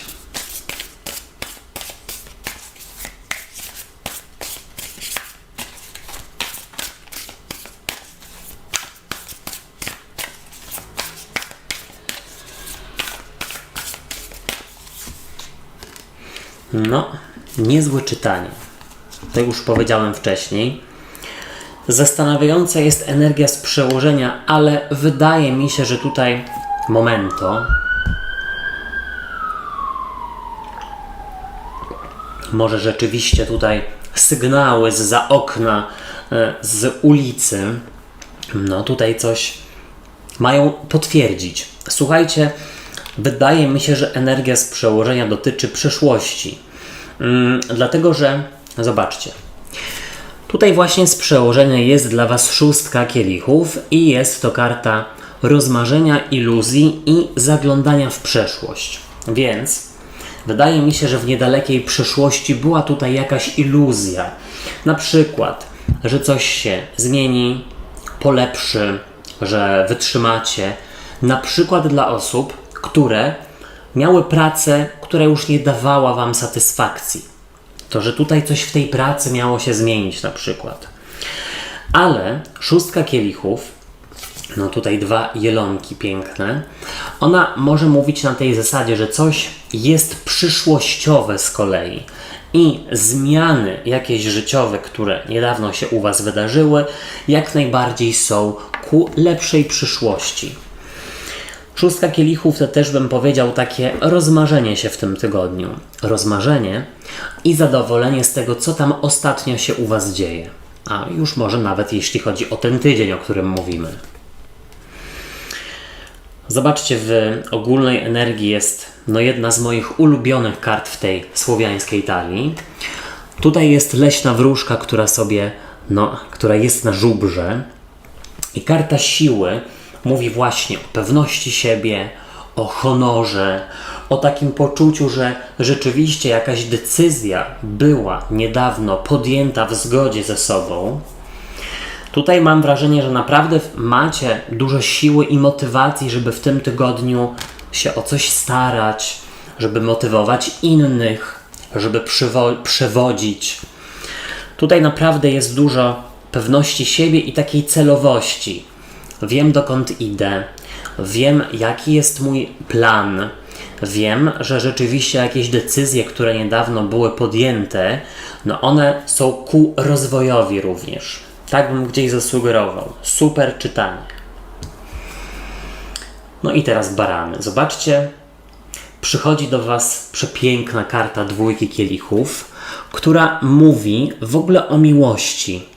O 2 osób, która gdzieś tutaj się szanuje, kocha, wspiera, gdzieś tutaj dzieli się swoimi różnymi zmartwieniami, emocjami, wszystkim. Tutaj rzeczywiście macie poczucie, że albo możecie liczyć na kogoś, kto jest Wam bardzo bliski i dzięki temu czujecie taką odwagę i siłę do pokonywania trudności, do rzeczywiście życia po prostu.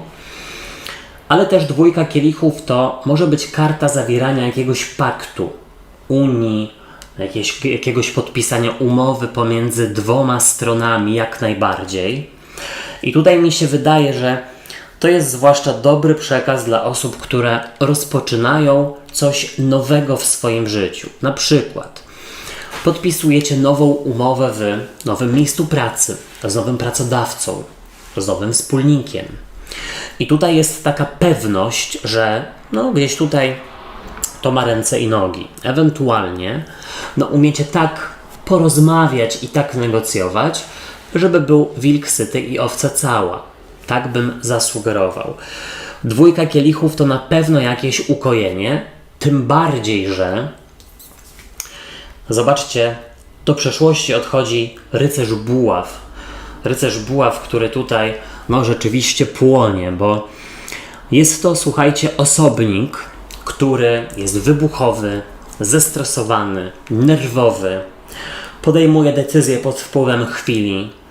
Gdzieś tutaj rzeczywiście to może być związane z presją, na przykład w miejscu pracy, z takim, słuchajcie, zorientowaniem na rezultaty, ale też nie dając wam na przykład większej ilości narzędzi, czy jakichś tam sprawniejszych narzędzi, czy jakichś osób do pomocy.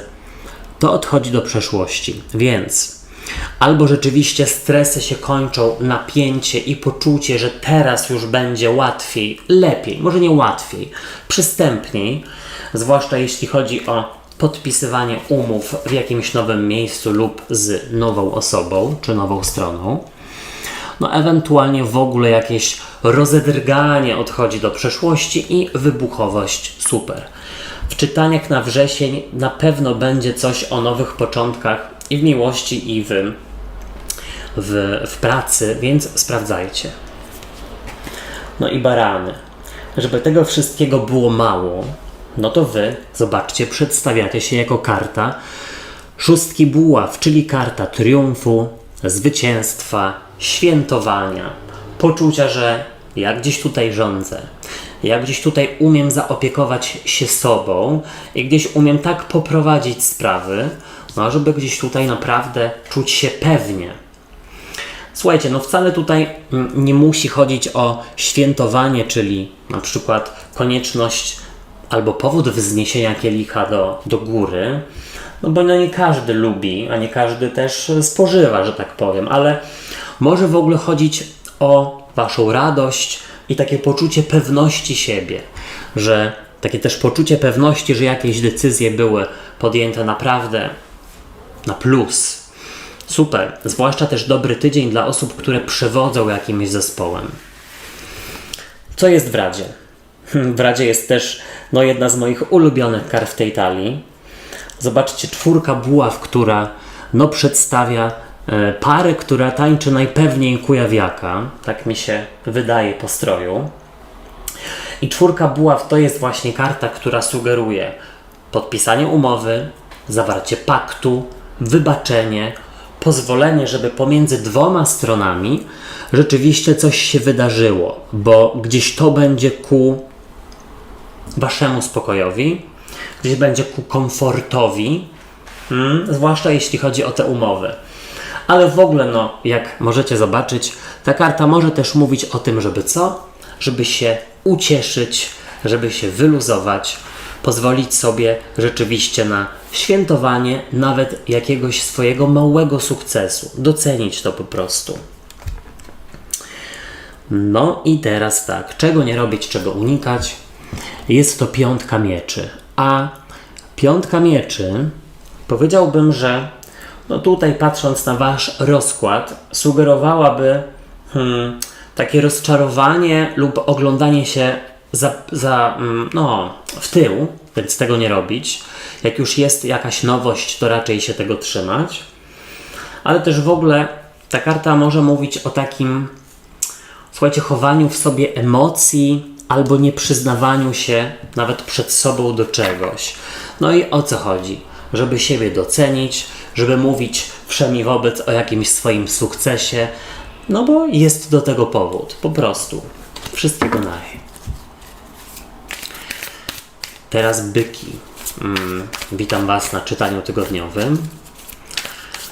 I zobaczmy, sprawdźmy, jaka będzie dla was ogólna energia.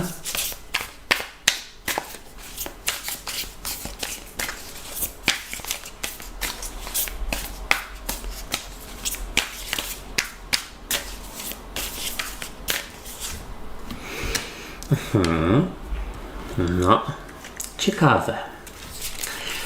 Co do Was przychodzi, co się pojawia, albo kto w tym przypadku? Bo chyba powinienem zapytać, kto.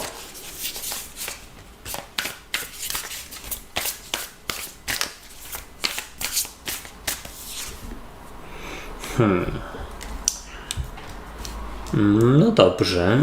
Co odchodzi do przeszłości?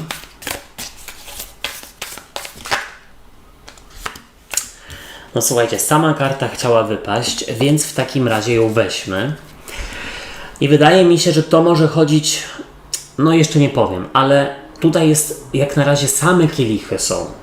Czyli dużo emocji jest w Was. Być może są przed Wami jakieś emocjonalne propozycje, to znaczy inaczej, propozycje, które sprawiają, że no tutaj dużo emocji w Was się rzeczywiście kotłuje, no w momencie, gdy trzeba podjąć decyzję. Jak Wy się przedstawiacie?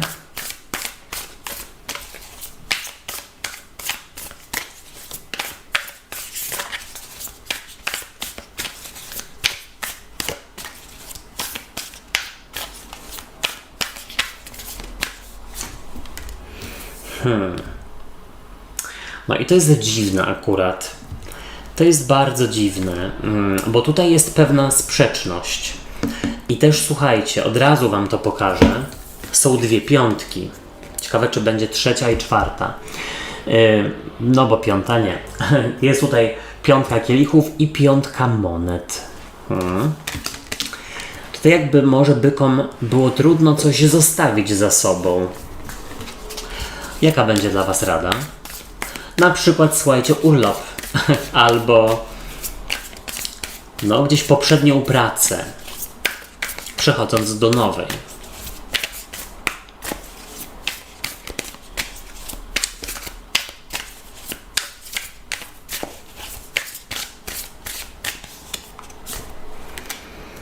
Rada to karta sprawiedliwości, czyli waga. Ewentualnie bliźnięta albo wodnik, ale sprawiedliwość to waga. Czego nie robić, czego unikać?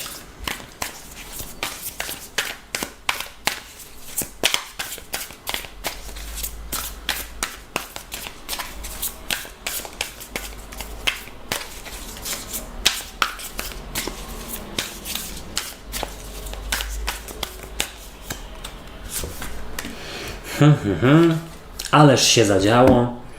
Praktycznie same kielichy, ale to zaraz, pardonsik. Praktycznie same kielichy. No są cztery karty związane z kielichami na 7. Słuchajcie, z przełożenia jest dla Was król kielichów, który mógłby gdzieś tutaj sugerować kogoś, kogo kochacie, kogo darzycie specjalnymi, głębokimi uczuciami. To nie musi być wcale partner albo ktoś z rodziny. Może być przyjaciel, kolega czy koleżanka lub przyjaciółka. Król kielichów gdzieś wskazuje na to, że to będzie bardzo emocjonalny i emocjonujący tydzień. Mam gdzieś wrażenie, że jest dookoła Was mnóstwo miłości, wsparcia i zainteresowania. I Wy gdzieś może w tym tygodniu potrzebujecie go jeszcze więcej aniżeli zwykle. Tak bym gdzieś zasugerował. Być może to czytanie jest a propos decyzji, która jest tutaj gdzieś bardzo emocjonalna do podjęcia, wzbudza w Was wiele emocji, albo tutaj może chodzić o relację romantyczną z kimś, nie tylko romantyczną, w ogóle o relację z kimś, na kim Wam bardzo zależy. Po prostu. Ale raczej dużo pozytywnej energii, bo ten król kielichów właśnie taki jest. Tym bardziej, że tutaj z kolei zobaczcie, z ogólnej energii macie rycerza kielichów. A rycerz kielichów, to słuchajcie, też jest taką frywolną osobą, lekko duchem, który gdzieś tutaj, ma okazję, zawsze znajdzie okazję, żeby gdzieś dobrze się bawić albo żeby gdzieś tutaj mieć dobry nastrój. Ale nie o to mi chodzi. Słuchajcie, rycerz kielichów, on tutaj wyciąga do Was kielich, jak możecie zauważyć. I mi się wydaje, że to jest jakaś propozycja, taka realna propozycja lub realna możliwość wprowadzenia jakiejś zmiany w waszym życiu. I czy to chodzi na przykład o propozycję pracy, czy na przykład propozycję matrymonialną, że tak powiem. Nie wiem, czy jeszcze się używa takiego słowa. Tutaj może też chodzić o to, że osoba, która rzeczywiście jest wam bardzo bliska, bardzo potrzebujecie jej wsparcia i bliskości fizycznej, bez jakiegoś konkretnego powodu. A może powodem jest to, że gdzieś dawno się nie widzieliście. Tak bym gdzieś zasugerował. I zobaczcie, przychodzi do was jedna z najpiękniejszych, uważam, kart w tej talii. Jest to 5 kielichów. Śliczna jest ta dziewczyna, która gdzieś tutaj, aż odwrócę. Ona tutaj siedzi nad brzegiem jakiejś wody, pewnie rzeki. Raczej tak. Gdzieś przygląda się swojemu odbiciu. I to jest karta, która mogłaby na przykład sugerować, że czegoś wam nie wystarcza, gdzieś bardzo za czymś bądź za kimś tęsknicie. Ale przez to, a jeszcze jedna rzecz, ona też może mówić o takim żalu zostawienia czegoś za sobą i wybrania czegoś nowego. Bo zobaczcie, ona tutaj patrzy na te 3 kielichy, które są w wodzie przewrócone, i gdzieś nie widzi potencjału tych 2 pełnych, które przed nią stoją.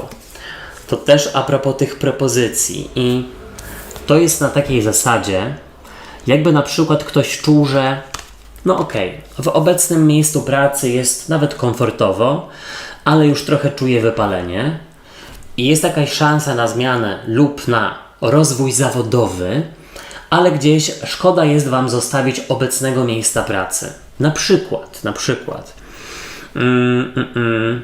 Na tej zasadzie. Ewentualnie ktoś może mieć opory przed zalotami pewnej osoby, która bardzo realnie się wami interesuje.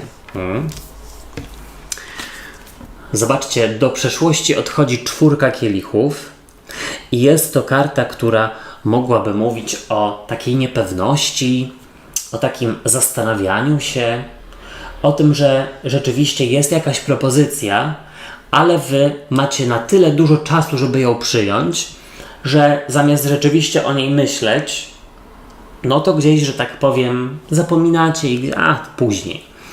I to odchodzi do przeszłości, więc gdzieś wychodzi na to, że pewne propozycje, pewne opcje w waszym życiu, czy to a propos pracy, czy jakiejś relacji, trzeba szybko przemyśleć, szybko podjąć decyzję.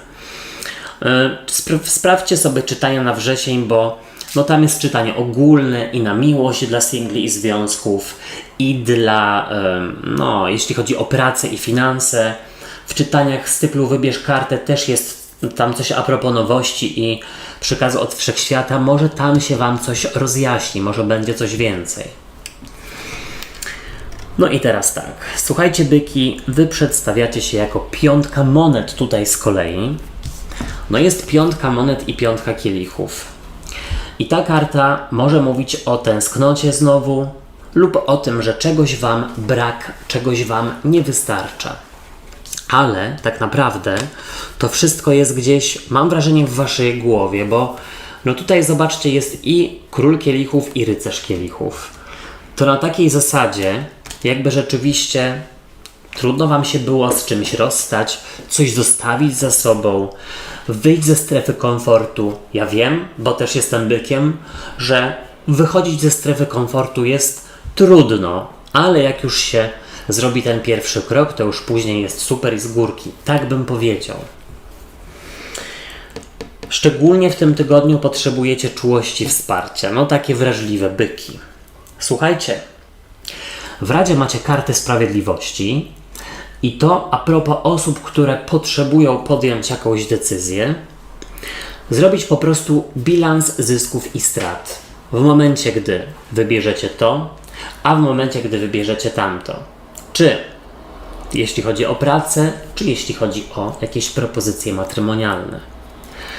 Ta karta w ogóle sugeruje wagę, nie wiem czemu, być może gdzieś tutaj z wagą trzeba więcej spędzać czasu, albo bliźniętami lub wodnikiem. No ewentualnie tutaj karta sugeruje, żeby siebie ukoić po prostu i nie szukać odpowiedzi na zewnątrz, a raczej w sobie. Czego nie robić, czego unikać. I to jest ciekawe, bo jest to też przepiękna karta umiarkowania. Ona wygląda bardzo byczo, chociaż tutaj jest jeleń, ale no chodzi o ten las. No ta karta jest piękna, ta talia ludowa, słowiańska bardzo do mnie przemawia. Ale tu jest informacja, żeby co? Nie zwlekać, nie czekać, brać sprawy w swoje ręce, ryzykować, zgodzić się na coś i zaufać, że będzie ok. Otworzyć się na nowe doświadczenia. Wszystkiego naj. Teraz bliźnięta. Witam Was na czytaniu tygodniowym. Sprawdźmy, jaka będzie dla Was ogólna energia na ten czas.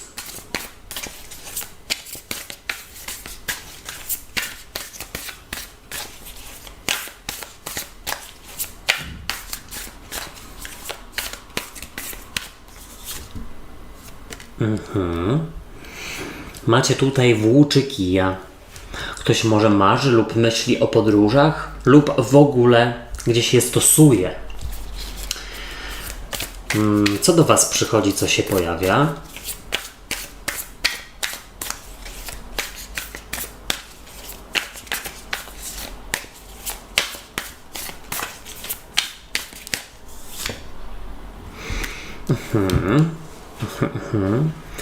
Całkiem pozytywnie, dlatego że jest tutaj gdzieś pewność i poczucie, że macie kontrolę nad pewnymi sprawami. Co odchodzi do przeszłości?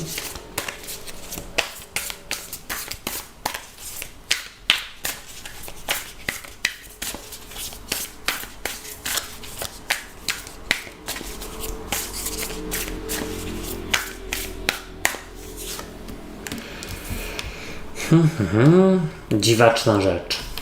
Może jest, słuchajcie, związana z opuszczeniem domu rodzinnego, no, żeby się wybrać gdzieś na studia, do pracy, do szkoły. Może też chodzi o wypuszczenie kogoś rzeczywiście z domu rodzinnego, ale niekoniecznie. Zaraz to zobaczymy. Jak Wy się przedstawiacie?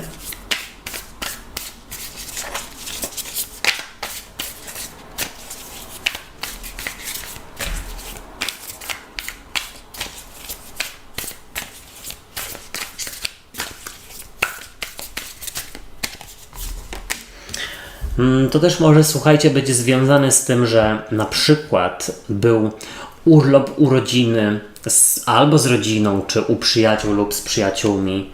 No i jest powrót do siebie, do życia. Jaka będzie rada?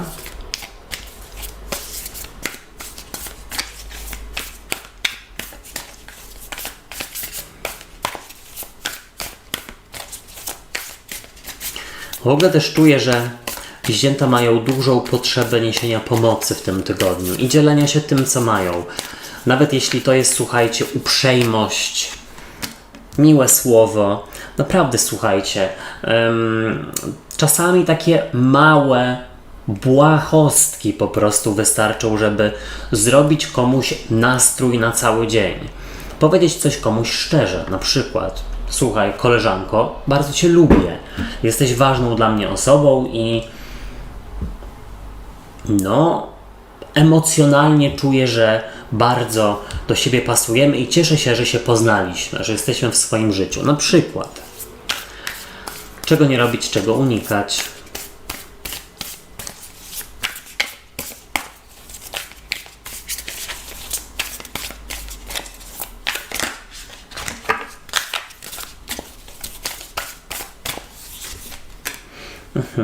O, no, ładne czytanie, ale, pardonsik, momento. Powiem od razu, że pojawiło się sporo monet i kielichów. Monety byłyby tutaj związane z Waszym komfortem życia, z być może jakimiś dobrami materialnymi, a kielichy z emocjami, z uczuciami. Zobaczcie, Z przełożenia jest rycerz kielichów, rycerz monet. I on tutaj rzeczywiście pokazuje kogoś, kto strzeże i pilnuje monet, kosztowności na dworze monet. Więc jest to osoba, która gdzieś ma wszystko pod kontrolą, ułożone i jest z tego powodu zadowolona. Tak bym gdzieś zasugerował. Ewentualnie zbieracie pieniądze na to, aby w najbliższej przyszłości móc zainwestować w podróż lub w przeprowadzkę. Też jest jeszcze inna rzecz, że właśnie ten piękny rycerz monet, on bardzo lubi pomagać i dzieli się tym, co ma. Nawet jeśli rzeczywiście to są uczucia, emocje, miłe słowa i tak dalej. To też jest w karcie, która Was opisuje, ale to zaraz. Zobaczcie, w ogólnej energii jest dla Was 8 kielichów, która przedstawia takiego włóczykija. Włóczykija, który gdzieś tutaj wychodzi w nową podróż i jest otwarty na nowe doświadczenia. I wydaje mi się, że rzeczywiście część z Was potrzebuje nowych doświadczeń, potrzebuje jakiegoś wyjazdu, może przeprowadzki, przemieszczenia się, ale gdzieś na chwilę obecną jesteście w strefie planowania, przygotowywania się, odkładania pieniędzy i to też Wam sprawia ogromną frajdę. Ja na przykład, słuchajcie, jak sobie jakąś daleką albo w ogóle jakąś podróż wymyślę, to tyle mi sprawia przyjemności właśnie planowanie, przygotowywanie, gdzie wyjadę, co zobaczę, ile wydam, a ile jeszcze mi brakuje i tak dalej, i tak dalej. To jest super. Też mam wrażenie, że możecie w tym tygodniu wspierać kogoś dosyć zagubionego życiowo. O. Zobaczcie, przychodzi do Was cudna karta. Karta kapłana, papieża, arcykapłana. No ona tutaj takiego druida przedstawia. I kapłan to jest ktoś z trygonu. Kapłan to jest w ogóle byk. Ewentualnie ktoś z trygonu ziemi, czyli byk lub panna lub koziorożec. Ale jest to też ktoś bardzo mądry, kto jest uznawany za autorytet. Ktoś, kto też ma poczucie władzy i kontroli nad swoim życiem i swoimi decyzjami życiowymi. I no wydaje mi się, że Wy gdzieś tutaj taką swoją mądrością, wsparciem, nawet nie chodzi tylko i wyłącznie o dobra materialne, ale rzeczywiście pokazujecie komuś drogę. Tutaj bardzo jesteście dobrymi doradcami, dobrymi przyjaciółmi, no, osobami, które wspierają. O, tak bym gdzieś zasugerował. I zobaczcie teraz, no, do przeszłości odchodzi no, taka piękna karta, że za każdym razem jak ją widzę, to aż mi się robi ciepło na sercu. Zobaczcie, 10 monet, jest przepiękna. Ta karta przedstawia rodziny, bliskie otoczenie, ale też patrząc na Wasz rozkład, ta karta może sugerować mądrość starszyzny i taką mądrość osób doświadczonych, mądrość przekazywaną. I jako, że to odchodzi do przeszłości, to gdzieś wychodzi, że komuś tej mądrości zabraknie wśród Waszych bliskich i Wy rzeczywiście się swoją mądrością dzielicie, wsparciem, jesteście dobrymi moralizatorami, ale nie na siłę, tylko naprawdę w momencie, gdy ktoś tego potrzebuje. Tutaj bym też powiedział, że może być wyjazd od rodziny, od przyjaciół, bądź od kogoś, przy kim naprawdę czujecie się bezpiecznie i komfortowo. Być może wracacie z urlopu na przykład i gdzieś jest zderzenie z rzeczywistością, ale mam wrażenie, że tutaj jest na tyle duże ukojenie dzięki bliskim, że raczej na plus. Zobaczcie, Wy przedstawiacie się jako karta 6 monet, a jest to karta charytatywności albo karta równowagi w braniu i dawaniu. Tu jest taki przepływ i no powiedziałbym, że tutaj znowu jest to potwierdzenie, że bardzo chętnie innym pomagacie, wspieracie innych, dzielicie się tym, co macie. Również jest poczucie takiego przypływu, że macie dookoła siebie takie osoby, takie, które sobie wybraliście i gdzieś tutaj umieliście przesiać przez sito, z którymi naprawdę jest jakaś głęboka więź. Tyle, ile dajecie, tyle dostajecie. A te osoby, które tylko żerowały i tutaj po prostu jak wampiry energetyczne brały tylko i wyłącznie, już ich nie ma. Za waszą sprawą. Bardzo dobrze. I teraz zobaczcie, w Radzie jest karta sprawiedliwości. Jest to w ogóle karta, która przedstawia wagę. Być może rzeczywiście tutaj trzeba komuś pomóc, ktoś, kto jest z poznaku wagi, ewentualnie bliźniąt lub wodnika, czyli trygon powietrza. Tutaj ktoś może być rzeczywiście w podróży, tak też patrząc na tego włóczy kija, który potrzebuje waszego wsparcia, raczej jej udzielić. Słuchajcie, jeszcze ta karta sprawiedliwości mówi o tym, żeby właśnie był balans na tej zasadzie, żeby pomagać innym, wspierać ich, ale nie zapominać o swoich potrzebach. Tutaj też słuchajcie, najprawdopodobniej jest gdzieś taka relacja, być może nawet z wagą, która gdzieś na przyszłość będzie wam dawała jakieś profity. I warto się w taką relację zaangażować, ale nie dla profitów. Chodzi tutaj po prostu, że jest to jakaś relacja szczera z dobrą osobą, która też ma coś do zaoferowania. Czego nie robić, czego unikać i zobaczcie, jest to 4 kielichów. Ta karta może sugerować jakieś niezdecydowanie, jakieś zwlekanie z odpowiedzią albo opieraniu się temu, co się dzieje. Czyli jeśli rzeczywiście jest powrót z urlopu, czy powrót ale się zakałapućkałem, wybaczcie. Czy jeśli na przykład jest to powrót od rodziny, czy od przyjaciół, od kogoś bliskiego, to żyjcie tą myślą, że macie do kogo jechać, macie do kogo wracać, a w przyszłości to się na pewno wydarzy. Czyli bardziej cieszcie się tym, co macie, aniżeli tego, czego nie macie. Wszystkiego naj.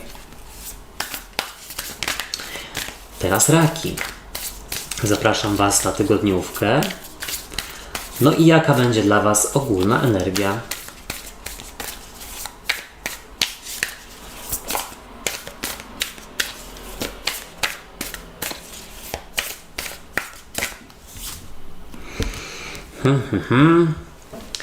Trzeba się wysypiać, słuchajcie. Ja na przykład dzisiaj się bardzo wyspałem, do tego jeszcze miałem drzemkę w ciągu dnia, w środku dnia i powiem wam, że w głowie zupełnie inaczej się wszystko układa. Zupełnie. Co do was przychodzi, co się pojawia.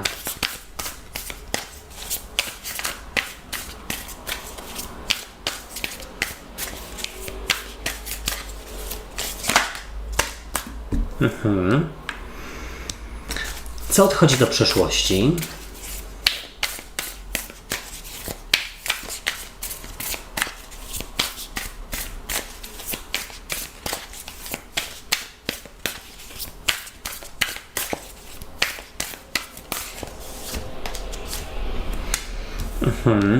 Mam wrażenie, że martwicie się o rodzinę, o pieniądze, ale to zaraz. Rozłóżmy wszystkie karty.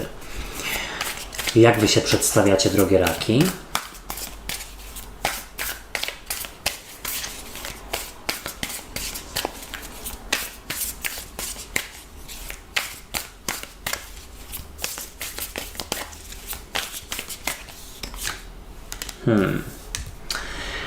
Podejrzliwie, ale też mam wrażenie, że intuicja wam coś podpowiada, więc wypadałoby się jej posłuchać.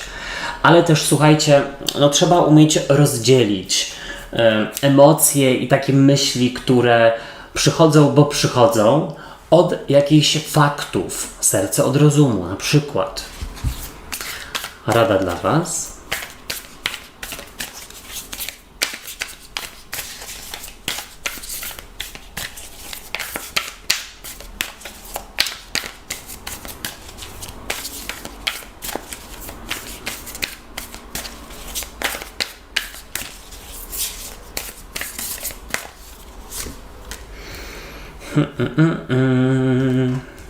Ciekawe. Zobaczymy, co jeszcze wyjdzie z przełożenia. To może tutaj jeszcze jakiś scenariusz mi przyjdzie do głowy. Czego nie robić, czego unikać?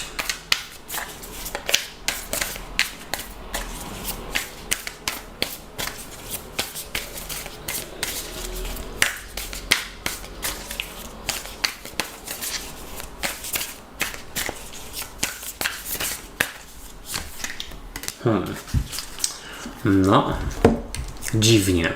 Trochę dziwnie, nie powiem. Pojawiło się sporo monet, ale też mieczy. Miecze to trygon powietrza. Taka szybkość, mam wrażenie. A monety to z kolei coś na odwrót, coś takie uziemienie i komfort. Słuchajcie, zacznijmy od tego, że z przełożenia jest szóstka mieczy.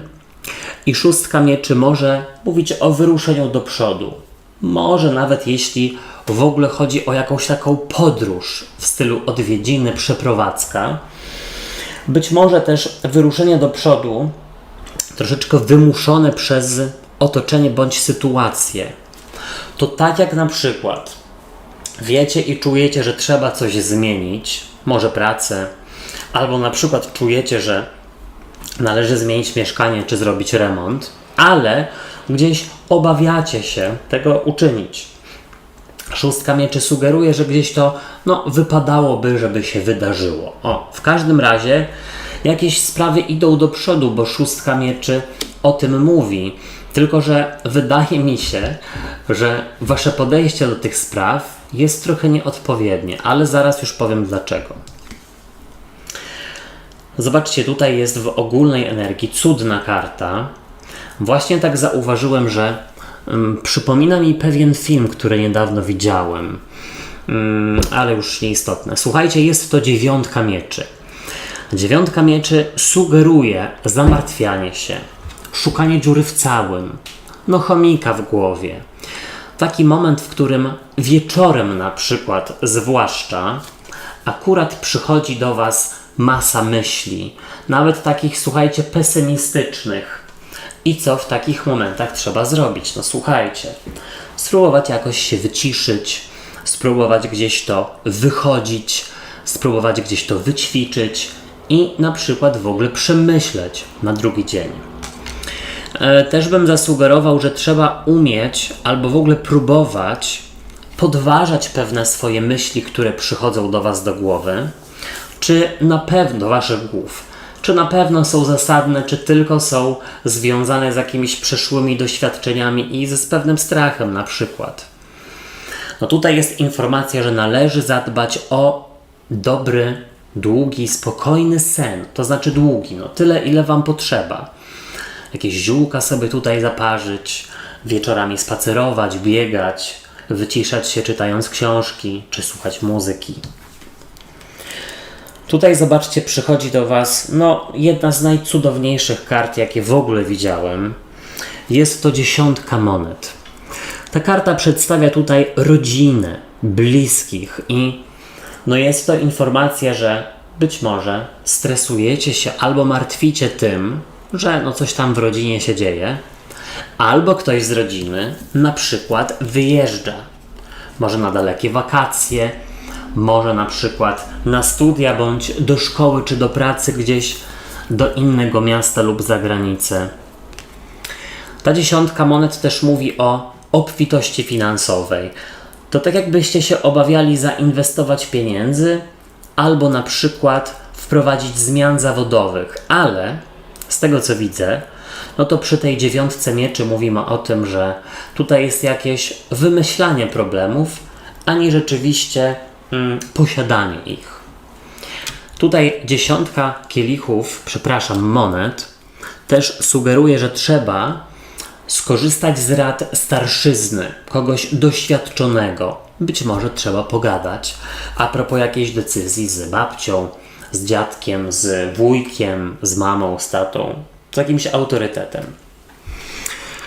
Zobaczcie, do przeszłości odchodzi szóstka monet i jest to karta równowagi w braniu i dawaniu. Pardonsik. Być może karta charytatywności. I ja bym powiedział, że tutaj dosłownie chodzi o to, że obawiacie się zaryzykować. Ewentualnie czujecie, że coś nie dzieje się w taki sposób, jak powinno. Na przykład chcecie zwolnić się z pracy lub zmienić pracę, bo współpracownicy są nie tacy, ktoś się obija, szef nie szanuje i tak dalej, i tak dalej. I to jest tak jakby z zewnątrz, prawda? Ale wypadałoby troszeczkę przekierować to na siebie i zastanowić się przed podjęciem decyzji o zmianę, jak współpracować ze współpracownikami, jak nawiązać kontakt z szefem, jak pogadać na przykład o zmianie miejsca pracy, czy o kontraktu, czy zmianie wypłaty. Jakoś tak inaczej sobie poradzić z tym, co już macie. Zobaczcie, wy przedstawiacie się jako karta księżyca, a jest to karta nie tylko intuicji, w ogóle cudna karta też, słuchajcie, tutaj są wilki, kwiat poproci, księżyc. To jest karta intuicji, ale też, słuchajcie, takiej strefy myśli, takich myśli, które was mogą nawet troszeczkę, słuchajcie, stopować przed jakąś zmianą, albo inaczej, myśli, które każą wam na przykład skądś uciekać, zamiast spróbować poradzić sobie z jakimś problemem lub wyzwaniem. To było chyba w czytaniu Przekaz od Wszechświata, sprawdźcie sobie, albo w czytaniach na wrzesień, już nie pamiętam, czy tam na sierpień. Było coś w stylu, że czasami chcemy zmiany, tylko żeby uciec od tego, co nam nie odpowiada, a może też wypadałoby się skupić na zaakceptowaniu tego albo spróbowaniu poradzenia sobie w inny sposób z tym. Może się okaże, że nie trzeba wcale zmieniać. Zobaczcie, w Radzie jest karta Wisielca, która przedstawia kogoś, kto wisi do góry nogami. Więc właśnie, gdzieś tutaj wypadałoby spojrzeć z innej perspektywy na rzeczywistość i w inny sposób ugryźć jakiś problem. To, o czym mówiłem przed chwilą. Że może na przykład nie trzeba wcale zmieniać. Ewentualnie, słuchajcie, pozwolić komuś na wolność. Na przykład swoim dzieciom, pociechom, być może partnerowi, czy partnerce, którzy chcą gdzieś tutaj na przykład bez was pojechać, czy gdzieś bez was się udać. Tutaj dać więcej swobody i wolności komuś, ale też sobie. Tak bym powiedział, odcinać te myśli, słuchajcie, od rzeczywistości, bo czasami to, co nam przychodzi do głowy, to aż się można za głowę właśnie złapać. Zwłaszcza w takich okresach, gdy jest właśnie wieczór, albo gdy jesteśmy głodni. Słuchajcie, ja jak jestem głodny, to po prostu, masakra. Wszystko, co najgorsze mi przychodzi do głowy. Do tego jeszcze brak energii, mdleję w ogóle tutaj, tragedia. Czego nie robić, czego umykać, już gadam głupoty. I nie mdleję, w sensie, że jest mi słabo. Czego nie robić, czego unikać. Zobaczcie, karta gwiazdy, czyli w tym przypadku karta iluzji. Nie żyć w jakiejś iluzji, że to już wy wiecie, jaka ta iluzja. Może też, słuchajcie, nie drążyć problemów, nie bujać w obłokach, troszeczkę zejście na ziemię, troszeczkę rzeczywiście w momencie, gdy dacie komuś kredyt zaufania, czy rzeczywiście przestrzeń, to nie wyobrażajcie sobie tam jakichś tutaj strasznych, czarnych rzeczy, takich wiecie, pesymistycznych. Jeśli podejmiecie pewną decyzję ku zmianie, bądź ku przeprowadzce czy remontowi, motocykl potwierdza, też należy po prostu to zaakceptować i iść w to, a nie gdzieś tutaj myśleć, co by było gdyby. Wszystkiego naj. Teraz lwy. Witam was na czytaniu tygodniowym i wszystkiego dobrego dla osób, które jeszcze obchodzą w tym tygodniu urodziny. Sprawdźmy, jaka będzie dla was ogólna energia.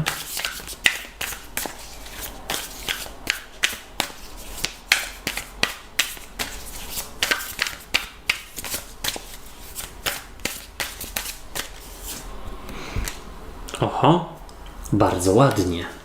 Król monet. Co do was przychodzi, co się pojawia, albo kto?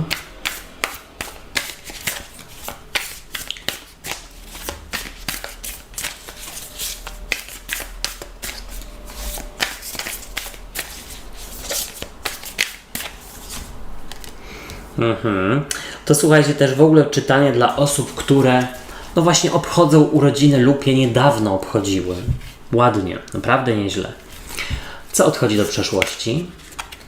Tutaj odwróciła się karta, ale od razu się schowała pod inne karty, więc jej nie biorę, tylko Wam ją pokażę i napiszcie mi w komentarzach, co to za karta. Co odchodzi do przeszłości? To się jakaś odwróciła.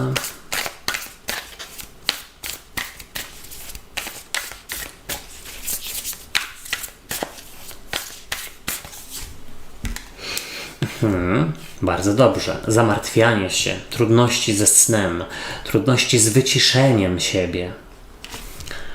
Jak Wy się przedstawiacie?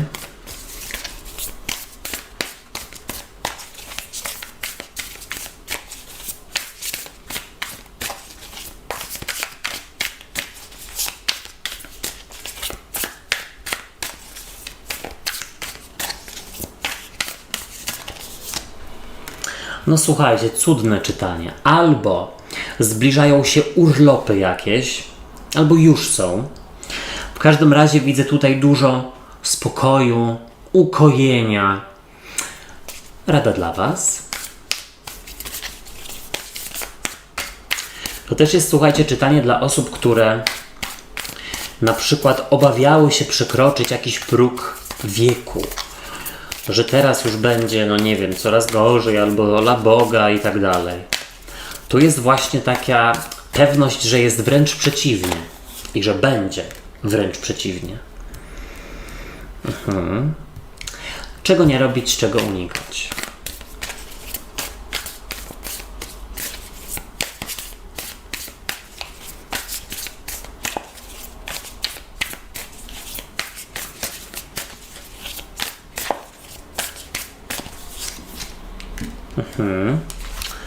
No niezłe czytanie.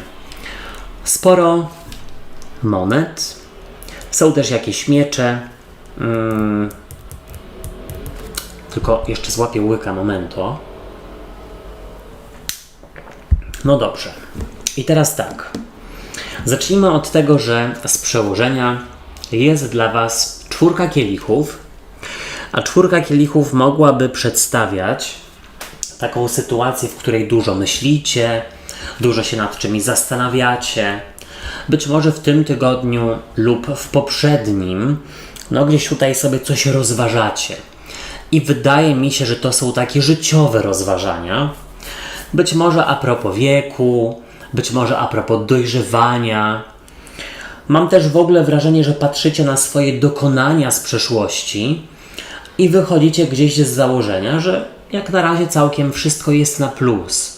Nawet sytuacje, które gdzieś wydawały się trudne, albo decyzje, które gdzieś były podjęte na początku w Waszych głowach, no gdzieś nie do końca trafnie.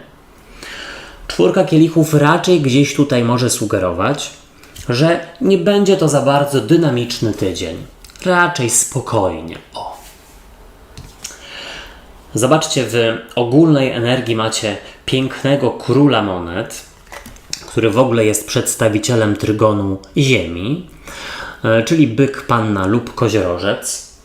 Że gdzieś a propos tego trygonu czujecie rzeczywiście spokój, ale no, król monet jest właśnie taki dumny i pewny siebie, chociaż to nie ma nic, to nie ma żadnego związku z jakimś narcyzmem, czy po prostu z jakimś motocykl na potwierdzenie, czy z jakimś egocentryzmem, a bardziej ze zdrowym egoizmem, czyli umiejętnością takiego docenienia swoich doświadczeń, sytuacji, w której jesteście, momentu, w którym jesteście.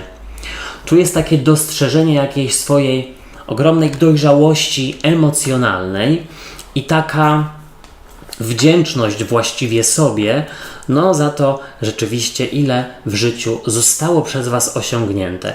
Być może to jest a propos, słuchajcie, trygonu, no Ziemi, byk, panna, koziorożec, lub a propos dzieci, bo tutaj na 4 kielichów jest gdzieś dziecko. Zobaczcie, przychodzi do Was no przecudna karta śmierci. Uwielbiam ją w tej talii.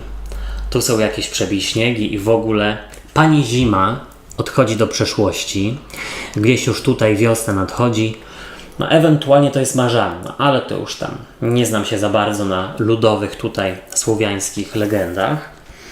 No ta karta mówi dosłownie o transformacji, o takim odrodzeniu, jak jest właśnie ten przebiśnieg tutaj pokazany na karcie.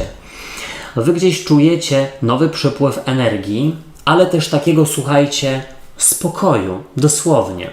Spokoju i pewności, że w momencie, gdy teraz osiągnęliście jakiś wiek, czy w ogóle jakiś etap w swoim życiu, no to teraz już właśnie więcej wiecie, możecie być spokojniejsi, wiecie, jakich błędów nie popełniać, no i tak dalej, i tak dalej. Gdzieś taka bardzo ożywcza jest energia. Tylko pozazdrościć. Tutaj zobaczcie, do przeszłości odchodzi też piękna karta śmierci. Ona tutaj wygląda, jakby przedstawiała jagienkę taką z warkoczem. I słuchajcie, 9 mieczy to jest chomik w głowie, stresy, to jest szukanie dziury w całym, to są nerwy, nieprzespane noce i też słuchajcie, takie wymyślanie sobie problemów. Ale to odchodzi do przeszłości, więc mam wrażenie, że przynajmniej w tym tygodniu lub w tym miesiącu, w tym czasie, teraz, kiedy to słuchacie, po prostu wam się spokojniej śpi. I gdzieś też macie takie poczucie, że przejmujecie się mniejszą ilością rzeczy, spraw, które gdzieś stresowały was w przeszłości. Teraz jest już takie, to w ogóle nie jest istotne. Na przykład, co inni o was pomyślą, ile macie, nie wiem, butów w szafie, czy jakie macie wykształcenie i tak dalej, i tak dalej. Pewne sprawy po prostu łatwiej jest wam odrzucić, z nich zrezygnować i w ogóle się nimi nie przejmować, bo nie tędy droga. A zobaczcie, wy przedstawiacie się jako cudna karta umiarkowania. No i właśnie już chyba wiem, dlaczego ona jest tak przedstawiona w tej talii. No bo jak patrzę na nią, to czuję taki spokój. Zobaczcie, tu jest jakiś las, tu jest taki wodospad, tu jest jakiś jeleń i jest to karta dosłownie spokoju, ukojenia, takiej umiejętności złapania balansu wewnętrznego i też w ogóle pogodzenia się z jakąś sytuacją. Nie wiem, co tutaj ostatnio się działo w waszym życiu, ale naprawdę te karty pokazują ogromną mądrość i spokój. To już pewnie mówiłem ze 100 razy. Umiarkowanie też sugeruje, że tutaj za dużo się nie dzieje znowu, ale raczej was to cieszy. I teraz tak, w Radzie jest 5 monet i to jest ciekawe, bo 5 monet może sugerować o jakimś braku albo o tęsknocie lub braku inwestycji w coś. I teraz tak, nie zrozumcie mnie źle.